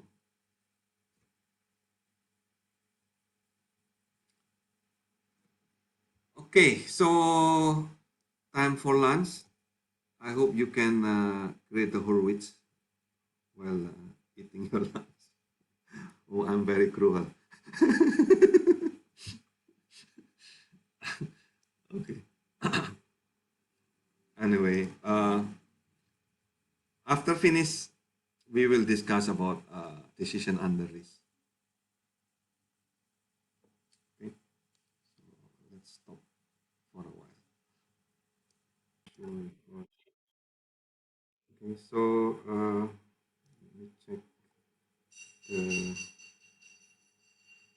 Oh, by the way, are we doing our proposal presentation today for the first one? Do you want? Are you ready? Yeah.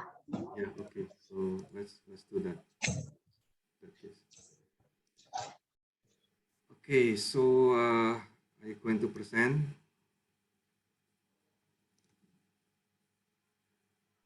Present for the proposal right now. Yeah. Yeah. Okay. You can start to propose. Okay, the floor is yours. I'll share my screen. Yes. Cool.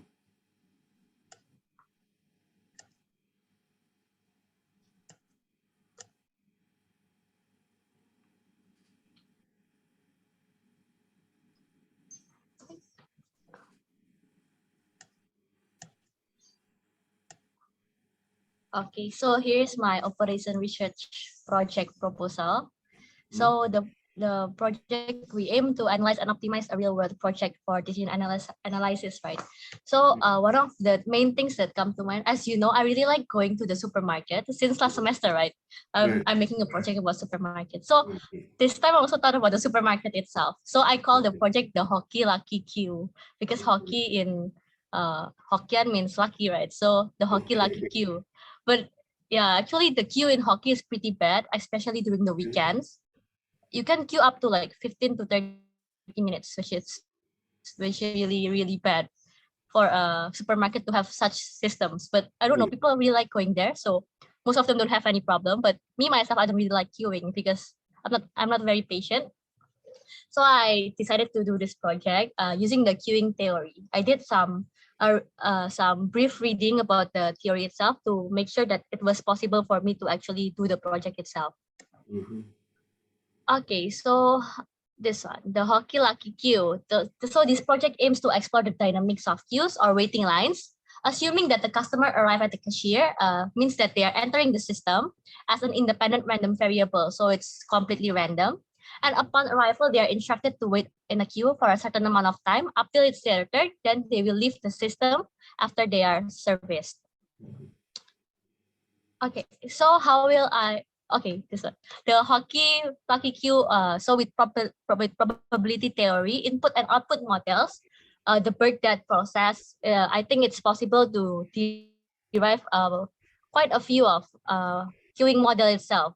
Mm. Hopefully, we can find the most efficient one for suitable for hockey itself. Mm-hmm. Okay, so this is my project plan, how I will attempt to do my project. So first I will need to collect the data independently because sadly I don't think they have like a data set for that. But I don't mind because it's actually pretty close to my house and I often go there. So I can just come and like wait for like an hour, 2 hour to like collect data. So the data that I researched to find is, okay, wait, I actually have a note, but then the note's gone. Okay, so the data I variables I aim to like input as the data is like the average the time how long a customer spent in the system and like the wait, I need to find my note because it's already listed in a note. Later if I find it I'll update you. Okay. Then the next thing is to do a statistical check like the exploratory data analysis and data cleaning to find which one is like the most significant and the goodness of fit test, those kind of things, statistics. Mm-hmm. Then we can move on to computing the models itself. I actually did some brief reading and there's actually quite many people develop many models. So maybe I can also reference from that and later develop a more efficient model suitable for my subject, which is hockey. Mm-hmm. Then lastly, I will attempt sensitivity analysis. The perturbation analysis is the analysis where we change the value of lambda and mu and Mm-hmm. see how much it changed depending on the value we change. Mm-hmm. Why we do this? Because I from this project, I also want to give a outcome where normal people who don't really understand about operation research can understand. So I can like give recommendations like uh you should open a new cashier or like this will be like better for your financial planning, those kind of stuff. So this is done to give out good recommendations to the Yeah. hockey if I happen to know them someday. Okay, so the next thing I need to do is study about queuing theory from you, Mr. Karti, and also the internet because I did some brief reading and actually there's uh, Any. plenty of paper and project about the queuing theory itself. So I already bookmark everything in my list. So I just need to check it out. Then I think I'm good to go and I can just right away collect data. And another thing is to collect data, I need to choose a time where I don't where the data will not fluctuate too much. Like for example, if I choose a weekend night, it will randomly search, so it will be like very inconsistent. So I will try to pick like days where it's completely random and not like a busy hour suddenly or those kind of stuff. Okay, thank I you. think Maybe any input or yes, questions? I have several input and questions. So I think you can check my website also. in queuing theory, I developed the program that you can use, right? Okay. Okay, so you can directly use because this is online.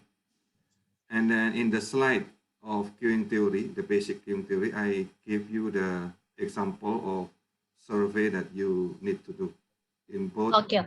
demand and the supply, to get the mu and the lambda, and how to Okay. compute is already there in the slide. Okay. Okay. And then next question is, how about the permission? Are they going to allow you to take the data? I, I don't think they really mind because like on average it's like a pretty open space. So like I don't think they Yeah. really mind if I just go around and stand there and like take notes. Yeah, so there is a form that you can use. Please check the queuing theory slide. I think you can see something like this. Okay, wait. Uh, It's in Lantera. yeah, Intel Pantera already. Queuing theory. Can you check?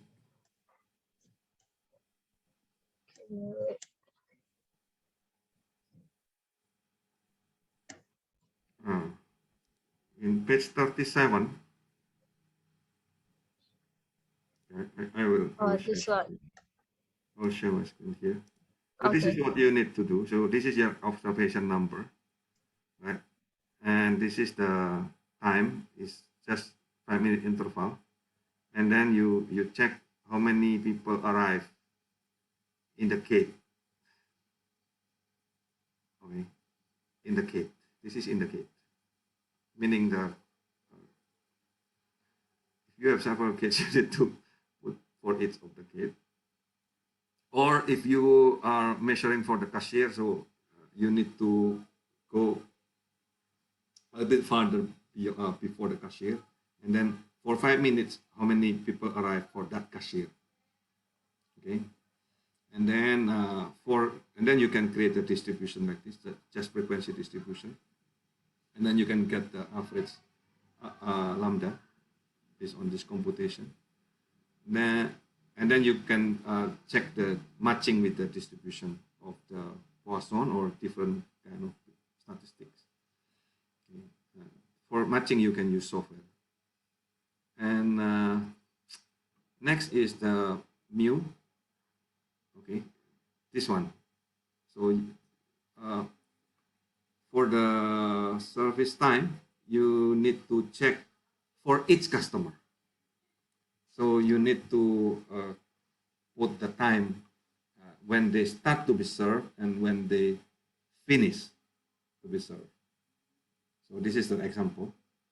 And then the last column here, service time, you compute manually or you can use Excel. Which is just minus, no? Completion time minus the time start to be served. And then again, you create a distribution for that. Something like this. Okay, so these are the two forms that you need to create for each server. Okay, so if you have anyway, because this is just in the class, not a thesis, so right. So you probably want to do only one server or two servers. It's up to you. Okay, or you can take it 1 minute, 1 hour or 2 hours. It's up to you. But you see the difference, right? For the demand, you count the frequency. Okay? For the service time, you don't count the frequency. You actually take the using stopwatch. So I used to make this kind of tools in app. Probably you can find any apps to get the stopwatch that you can measure. Just click one button and then it will read and then it will save. Right. Otherwise, I have one student before a long time ago, 2008 or 2006. I asked them to create this kind of simple app so that they can do, but because it's too old, so I don't think they push it in the internet. I best guess is you can just find that in the Google App Store or in, Apple. Okay. And next input that I need to give you is the possibility to ask the question about the costing, unit cost. So you want to know, example, if you get in my website on queuing tutorial, I don't know if you can see this. So find queuing.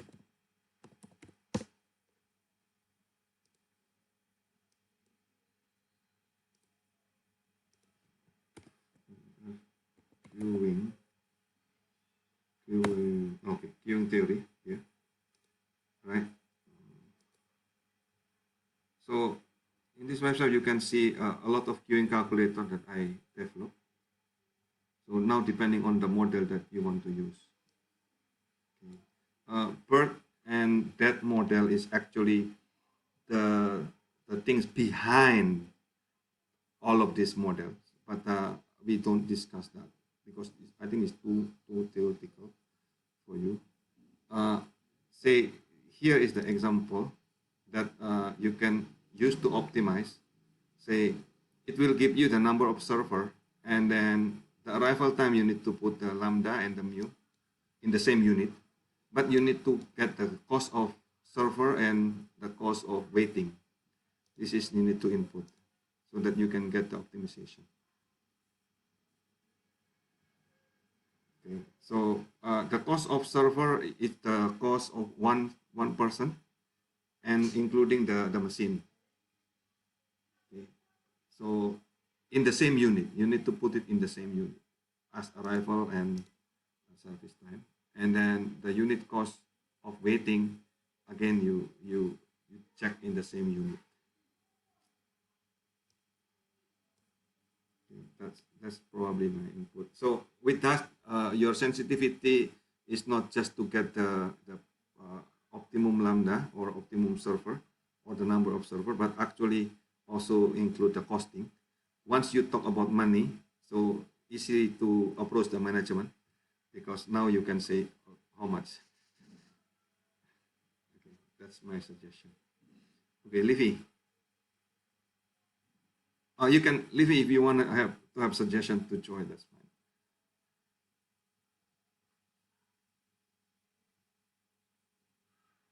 Okay, if not, you present.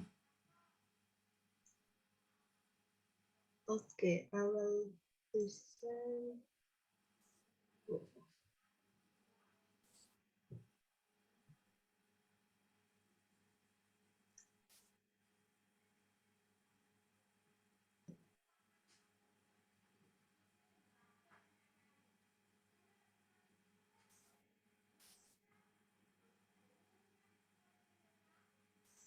Okay, can you see my slides, sir? Not yet. Yeah. Okay. Okay, now let's see. Location analysis. Where to put the vending machine? Okay, go. Okay, What is this? so the project that I want to to process is the location analysis, and I take the title where to put the vending machine. So Mhm. basically, the goal is to define the location for putting vending machine in Petra Christian In the campus. University. And as we know, Petra Christian University has like three, if I'm not mistaken, like three location, right? And then like we want to maximize the number of we want to minimize the cost, so we want to look for the how many vending machines should we put there, and So what is the criteria? in Hmm. which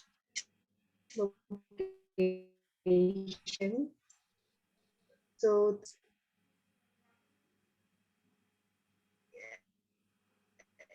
like what less I cannot hear you, Livy. where to put the vending machine, and is how many vending machines we put to optimize Okay, where to put and then how many? it, sir. Okay. Subject to the demand, right?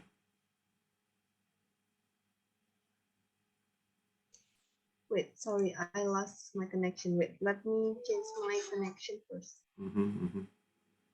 Uh,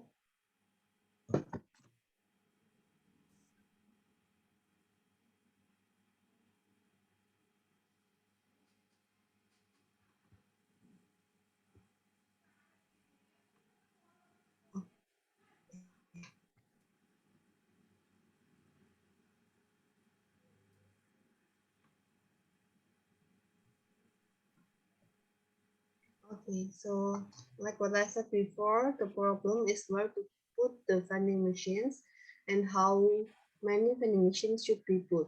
So Mm-hmm. we can get the optimized number of the usage of the vending machine, and also we we can minimize the cost. Livy, what kind of vending machine is this? Is this for coffee or food or sugar?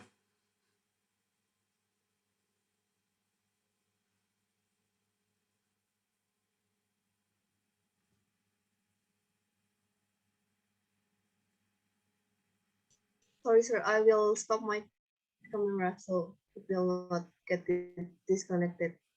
Mm-hmm. What is Yeah. this vending machine about? Like location analysis, so like where to put the vending machine, so like we can get the we can get like optimum, we can get the optimum number of the usage of the vending machine. Mm-hmm. And so for that we want to know how many vending machines should be put in Mm-hmm. Petrovision University. And also we want to maximize the revenue and minimize the cost. Okay, so you want to minimize the cost, maximize the revenue. That's subject to the demand, right? Yes. So how do you decide the demand? Like assuming from the amount of student per building. Per building? Okay. Yeah. So uh, are you able to?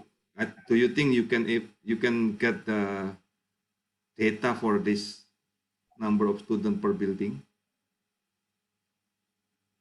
Maybe not exactly, Yeah, not exactly, but but you can, right? yeah, from Okay. the like the major itself. Mhm. Okay, and then once you know the demand, so you know the Mhm. cost of installing one vending machine, and how do you decide the location? What kind of model and what kind of optimization formula that you want to put there? Mm, like I have read like a theory, but I don't Mm-hmm. know whether I can apply. Like it's like a classical location theory. Mm-hmm. Yeah, so maybe the model will be like, for example, if I said like the amount of the customer is I, and then the candidate for the facility location is J, and Mm-hmm. then I can model it like the let's say the demand of the customer location is so xi, and then we can like also determine the distance between the location I and J, Mm-hmm. and the budget. So maybe the model will be like yeah, the xi, and then multiplied by the distance, and Mm-hmm. also the what is it, the if the facility at J is like will be as will be fulfill the the demand. Yeah. Okay. So the constraint will be in the demand. Mhm. Okay. So can you The start to think about the optimization formula that you want to make okay. so that we can know what are the input, and then from there you will know what kind of data you need to gather, right? Okay. So once you Yeah. know the estimate, okay, no need to the final model, but at least you get the estimate what is the objective function, what is the constraint. From there you know what are the variables, right? From the variables you know what data you need to gather. Okay. Yeah. From there you probably want to expand the model later if you want. Okay. Okay. You can set several iterations so that you can get a better model. I've done that before, but I use a totally different model. So I call this sync propagation value, okay, Mhm. where each of your vending machine will become the centroid, okay, and then from Mm. there we can derive what is the centroid will serve, okay. Let me check if I have that SPV. So I do have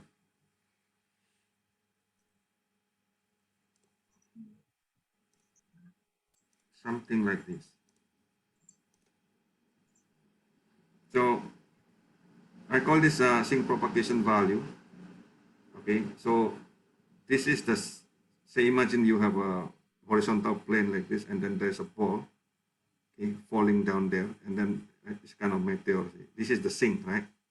So now Mhm. the uh, all surrounding area here is going down to the sink, right? So this is what Oh. is the meaning of sync propagation value. So if you have two vending machine, this is the sink is located there. So only ball, this is the customer, will go nearer to the nearest, right? Correct? Any ball will go to the nearest sink, right? So it will, now from there you can create many. And then in your case, probably one vending machine, then the others are equal. So they must have equal strength. But you can also make different strength for its value, okay, for its center. Probably one is more attractive than the other. So this will become a different saddle point. So this is the model. So I generalize that into graph. So this is like in the uh, lattice, right? So we can generalize it into graph because basically graph is the same as lattice if we put it this way. And from there we can formulate. Okay, so this is, I call this, this is definition of distance, this is definition of SPV. Must be positive, zero at basin, and then monotonic increasing. Yeah? So, and from there, we can actually compute the SPV. So the simplest is this is the zero is the sink. You can just put any number, right? And you can put based on the distance also. So if you from there we can get the actual SPV value. The one in the note here is the SPV value. Okay, for example, this is the actual note. For example, zero is the goal. Okay, so DF in here is 4, right? That the distance or the time. Then D must be, in node D must be 4, and so on. So the SPV in the node value in here. So from there we can compute and create the model. Okay. Mm. So and then I created this is the example of the game Tower of Hanoi. So we can also create the SPV on the links. Okay. You can check this in my tutorial of Q-learning in Revoledo. Okay. Yeah, the Q-learning tutorial in my website. Yeah. So, and then I connected this to theology. You know, in the Christianity, we have what is called destiny, and we have what is called predestination, that God is already predestined our things. So, and I model that theology into mathematics using this SPV. So this is the example. Okay, where when if you are doing well, you can go anywhere and you will pass through the optimum path to the goal. But if you are sinning, you will go away from that optimum path. But eventually, if you repent, you can come back to the optimum path and come back to the goal. But if not, you will go astray somewhere else. So this is the simplest model of theology. Okay. So in regular lattice, we can also put any number and any value. So depending on what kind of distance. And here is the method I'm talking to you. So say using this SPV, you can also check the boundary condition for each center. Okay. And say you put this, and you will know that the actual demand based on this Voronoi diagram. Can you see the boundary of the Voronoi diagram here? Yeah. Right. So this represents the demand. So based on that demand, you can check now. You can move the center points. Of course, the center must be given first. How many center, and you can simulate that. Yeah. So I'm not sure if this is actually for you. And from here we can set any even boundary condition that, for example, based on the wall and so on, so they cannot go directly. So then we can calculate the shortest path from any place to the center. So that's probably little input that I can give for your project.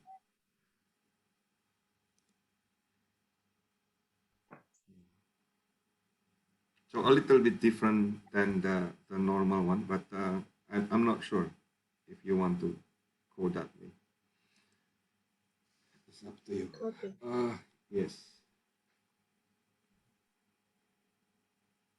Yeah. So yeah, both of your projects are interesting. So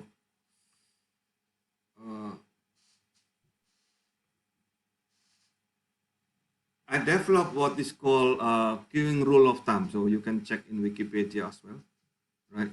So using queuing rule of thumb, I've been promoting this for many years. So you can actually use without actual model, you can actually get the worst case, not the best case, the worst case scenario where you want to determine what is the actual number of server. Okay, and this is not the best case. So that means if you go below this number, your queue is actually bad, not good anymore. Okay, so this is like the worst case. So, and this has been used even in New York for for the toilet, right? Several person, actually they are lawyers on the NGO. They try to create a toilet for the homeless, and they contact me, and we make cooperation with that. Okay. So, and we computed whether it's enough or not for example, the bathroom and the toilet for the homeless in New York. And we can't compute that actually not enough. So based on that computation, and based on that, they started to ask for the city government to improve the condition. Yeah. Okay, so I hope that is good input. I think queuing has been used in many industry that basically improve a lot of cost reduction, and it bring a lot of profit just because you optimize the queue. Okay, so this is like the the good operation research that has been utilized in many industry, queuing theory. And of course, traffic is also queuing, you know. Okay, so this is part of it. Okay, so let's come back to our lecture.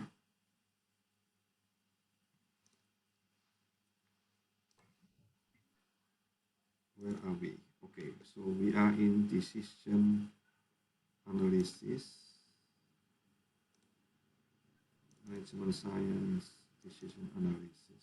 So I will give you example of Hurwitz. I don't know if you have time to present this.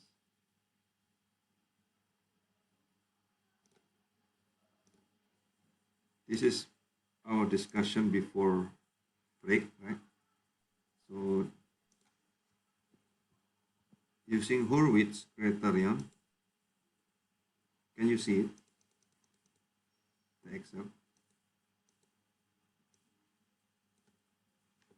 So this is your payoff table, and you just take the minimum, right? And then you take the maximum, right?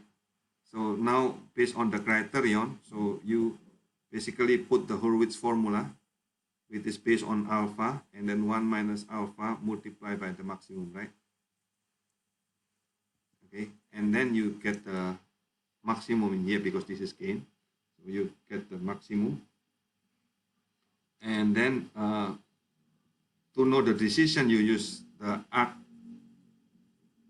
right? Argmax. So argmax is basically index of the max. And so you check the index of this maximum compared to this one, and then you get the index of the max. In Excel, you can just use that index of the max. Okay. Once you create that, what you will do is to create the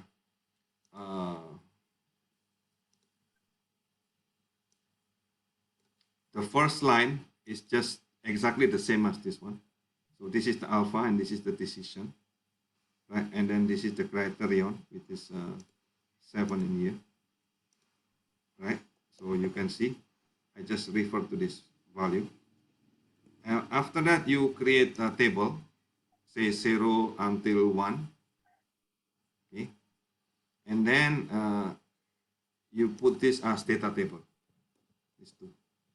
So given this criterion, this is the decision. So once you create the data table, then you can plot. Okay. This is the plot for A, and this is of course the plot for the next part, which is C in this case. Is it clear or not? So if you practice that, you can start to apply what you have learned last semester in Excel about data table, right? And then use this to plot. So with this, is it okay if I give you this Hurwitz as assignment so that you can practice?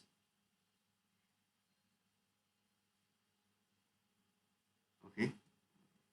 So you can use any payout matrix, but you can also use this value, no problem.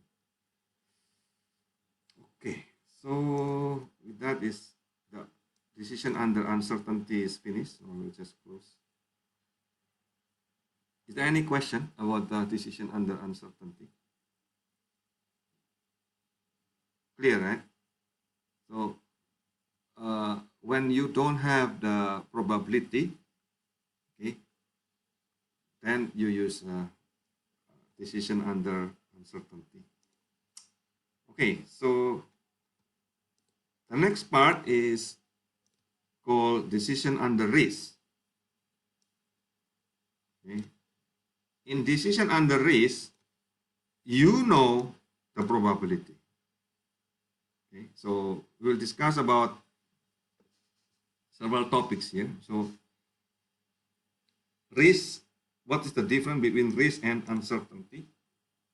Okay, we review again what is decision under uncertainty, what's the difference with decision under risk, and then what is expected value, and then we create decision tree, and we talk about risk analysis.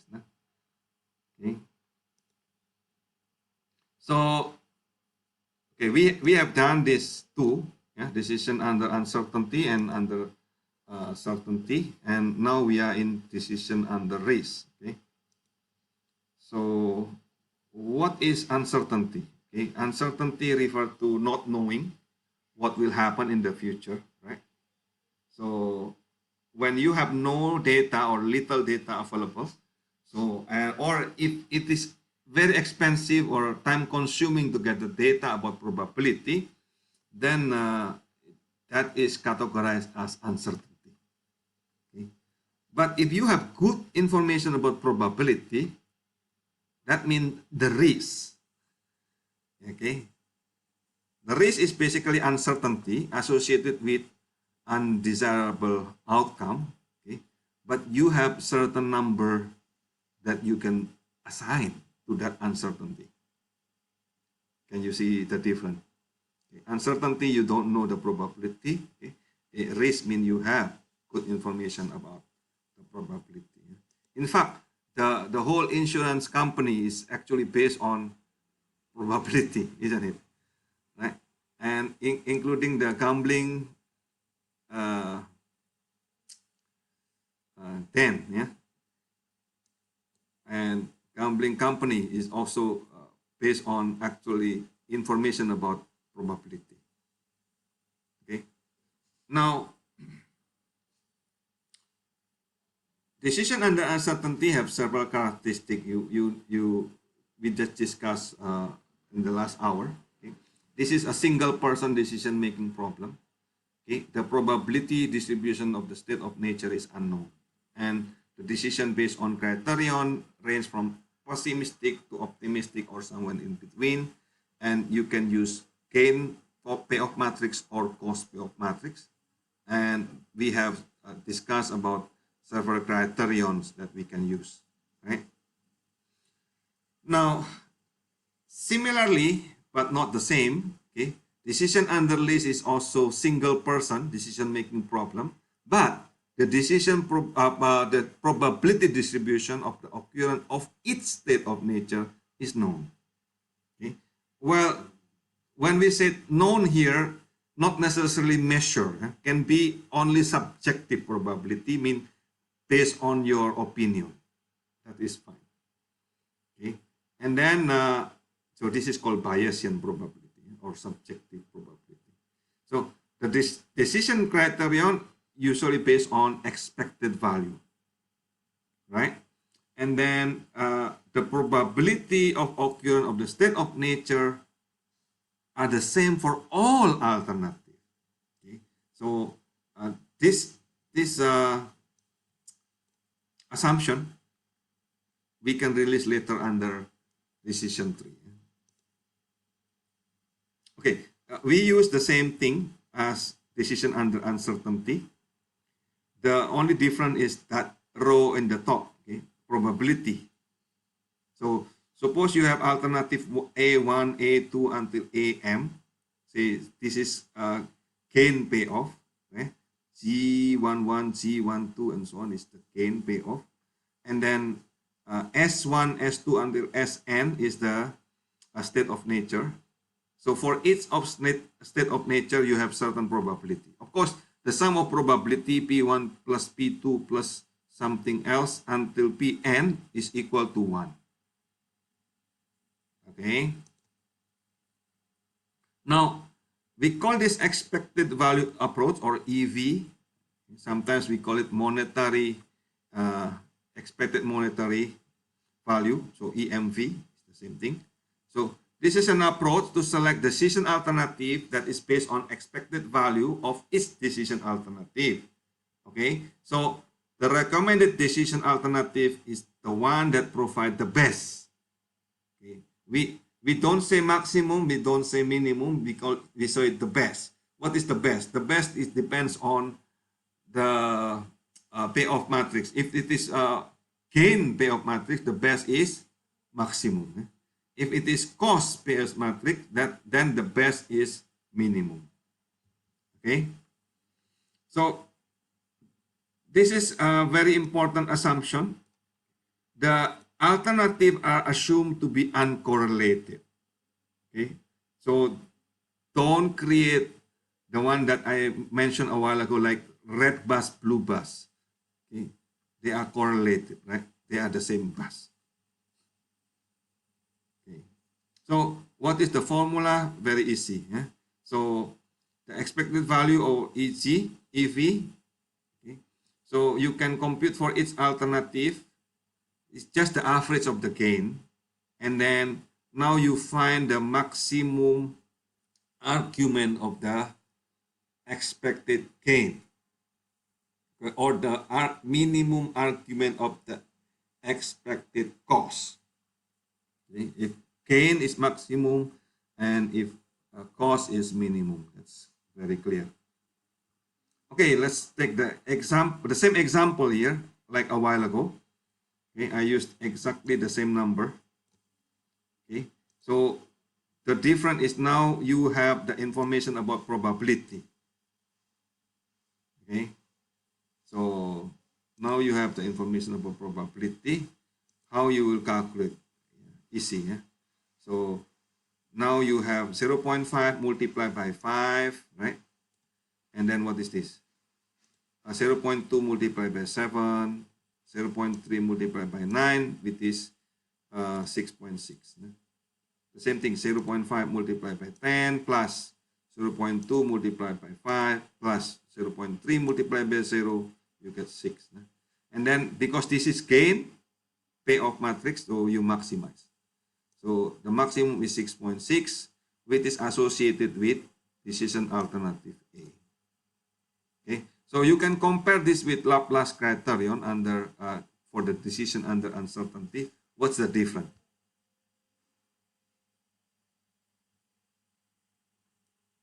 What's the different decision under risk and the Laplace criterion of decision under uncertainty?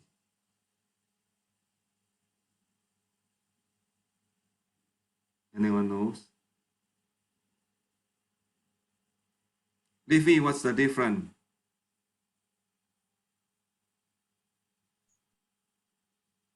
Mm,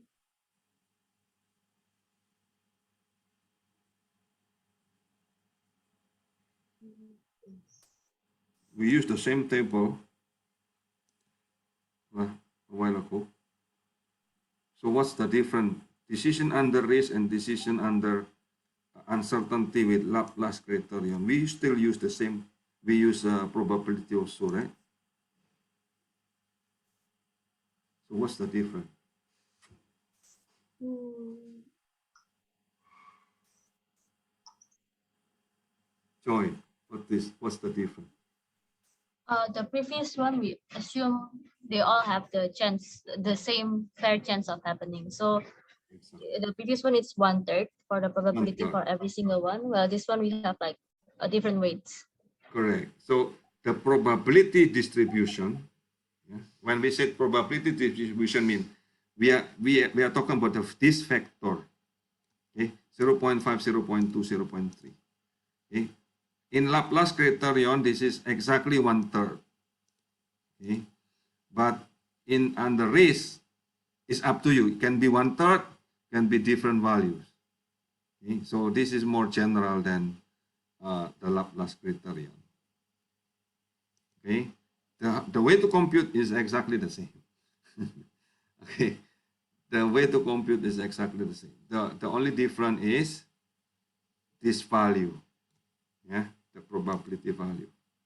Is it clear, Vivi? Okay, so tell me, I think you already learned this in statistics. So suppose there's a game, okay? 20% chance of winning 100, 30% chance of winning $50, and 50% of chance winning nothing. If you want to join the game, it's $20. Is this game fair or not?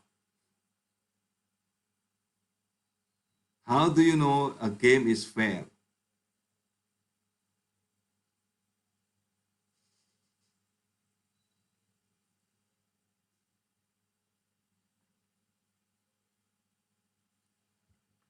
Can you calculate?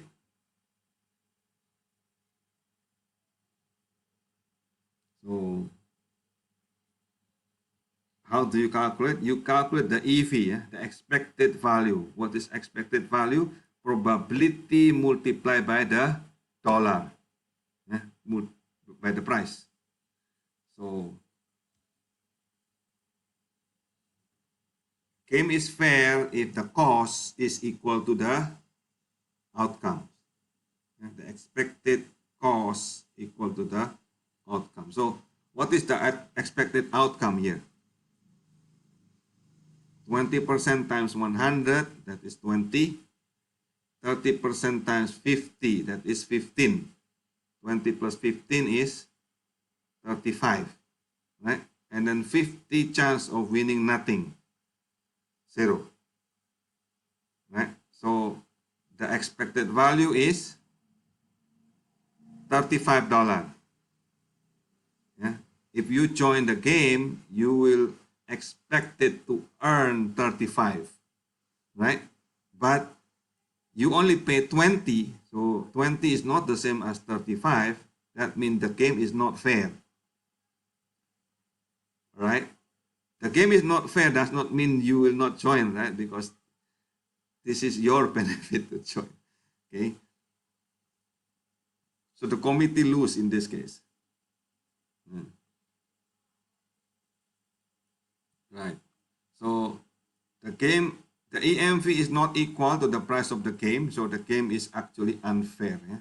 But the EMV is actually higher than what you pay, right? So you will win the game in the long run. Yeah? When we said expected value, that means you play again and again and again.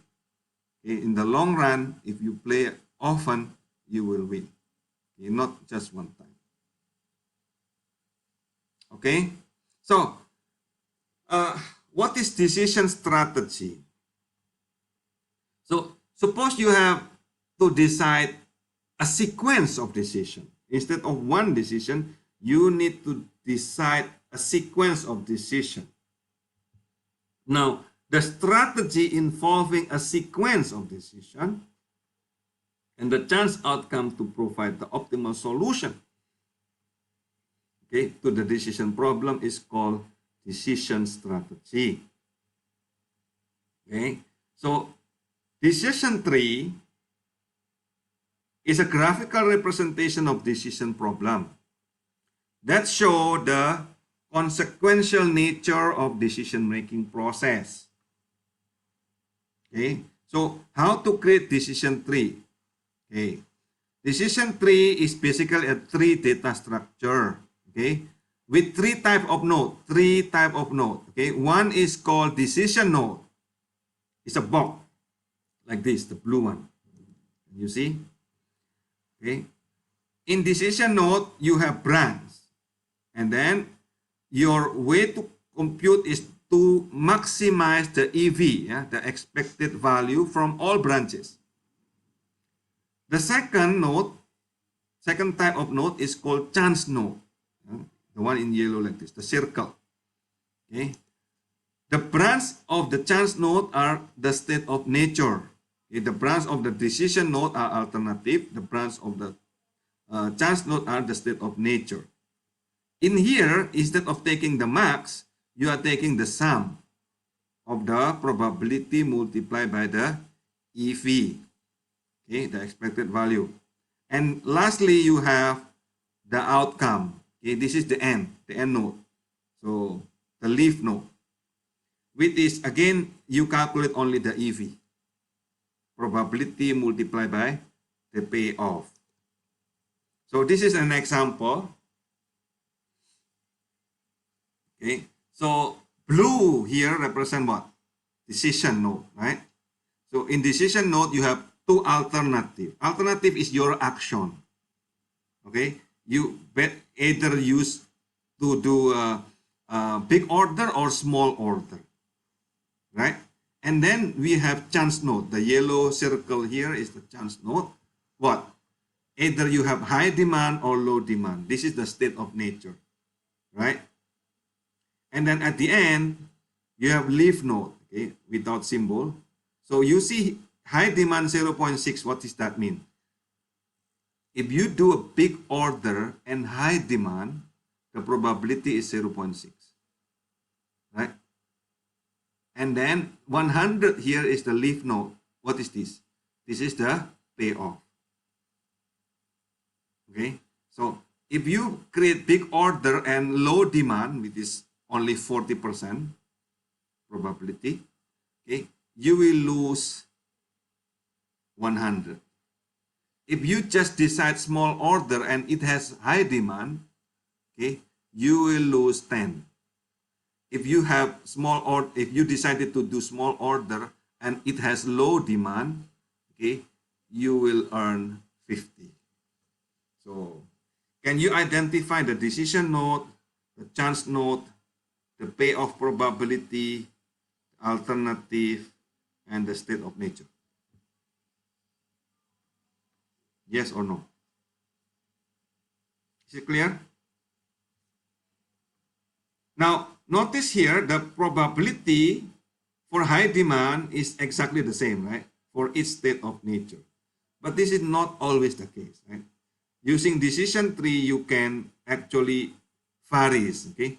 If small order, high demand, the probability can change.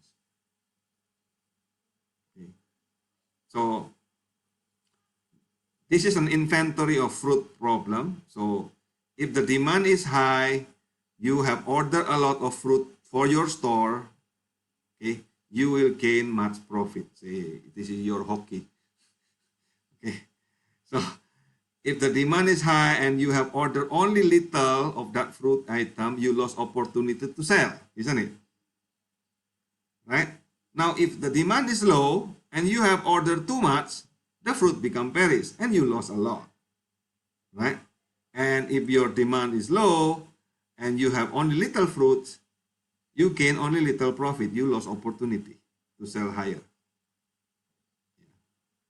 So for every payoff matrix, there is corresponding decision tree. But the reverse is not true. Okay? Not every decision tree will have payoff matrix.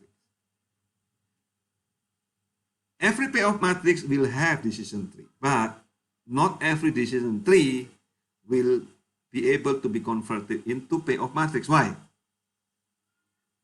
Because decision tree is more general than payoff matrix. Right? Why is that so? Because the probability, okay, in payoff matrix is the same for all alternative. In decision tree, you can vary the probability for each alternative. Okay, so from decision tree, can you convert to payoff matrix? This one. Can you convert this to payoff matrix?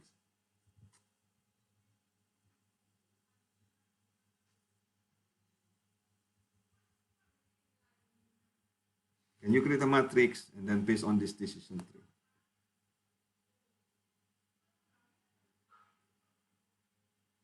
Can you show?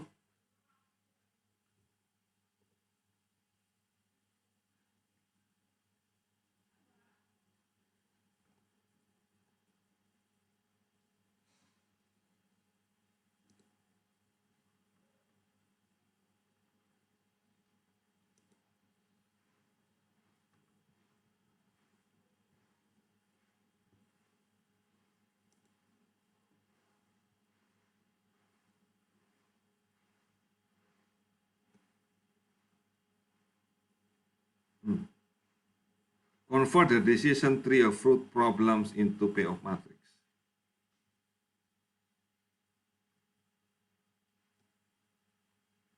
Anyone can do that? Can you show?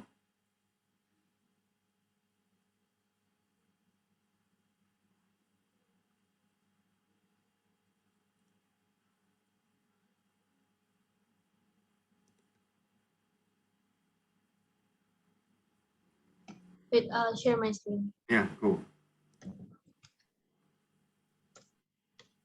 So big order and small order is the decision whether we order the big one or small one. Then the state of natures, we have high demand and low demand with the probability of 0.6 and 0.4.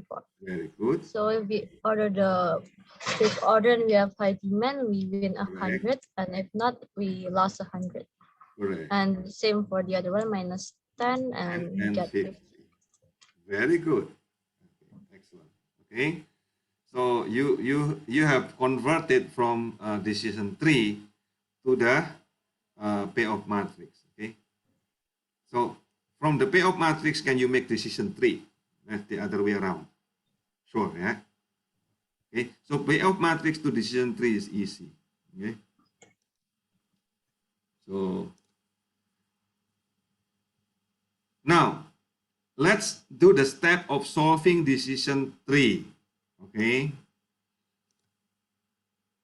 The step to solve decision tree is like this. First, you compute the EV for each leaf. After that, you compute the EV for the chance node.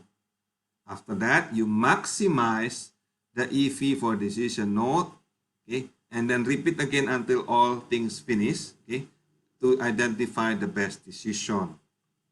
Okay, so let's take the example. So this is your earlier, right?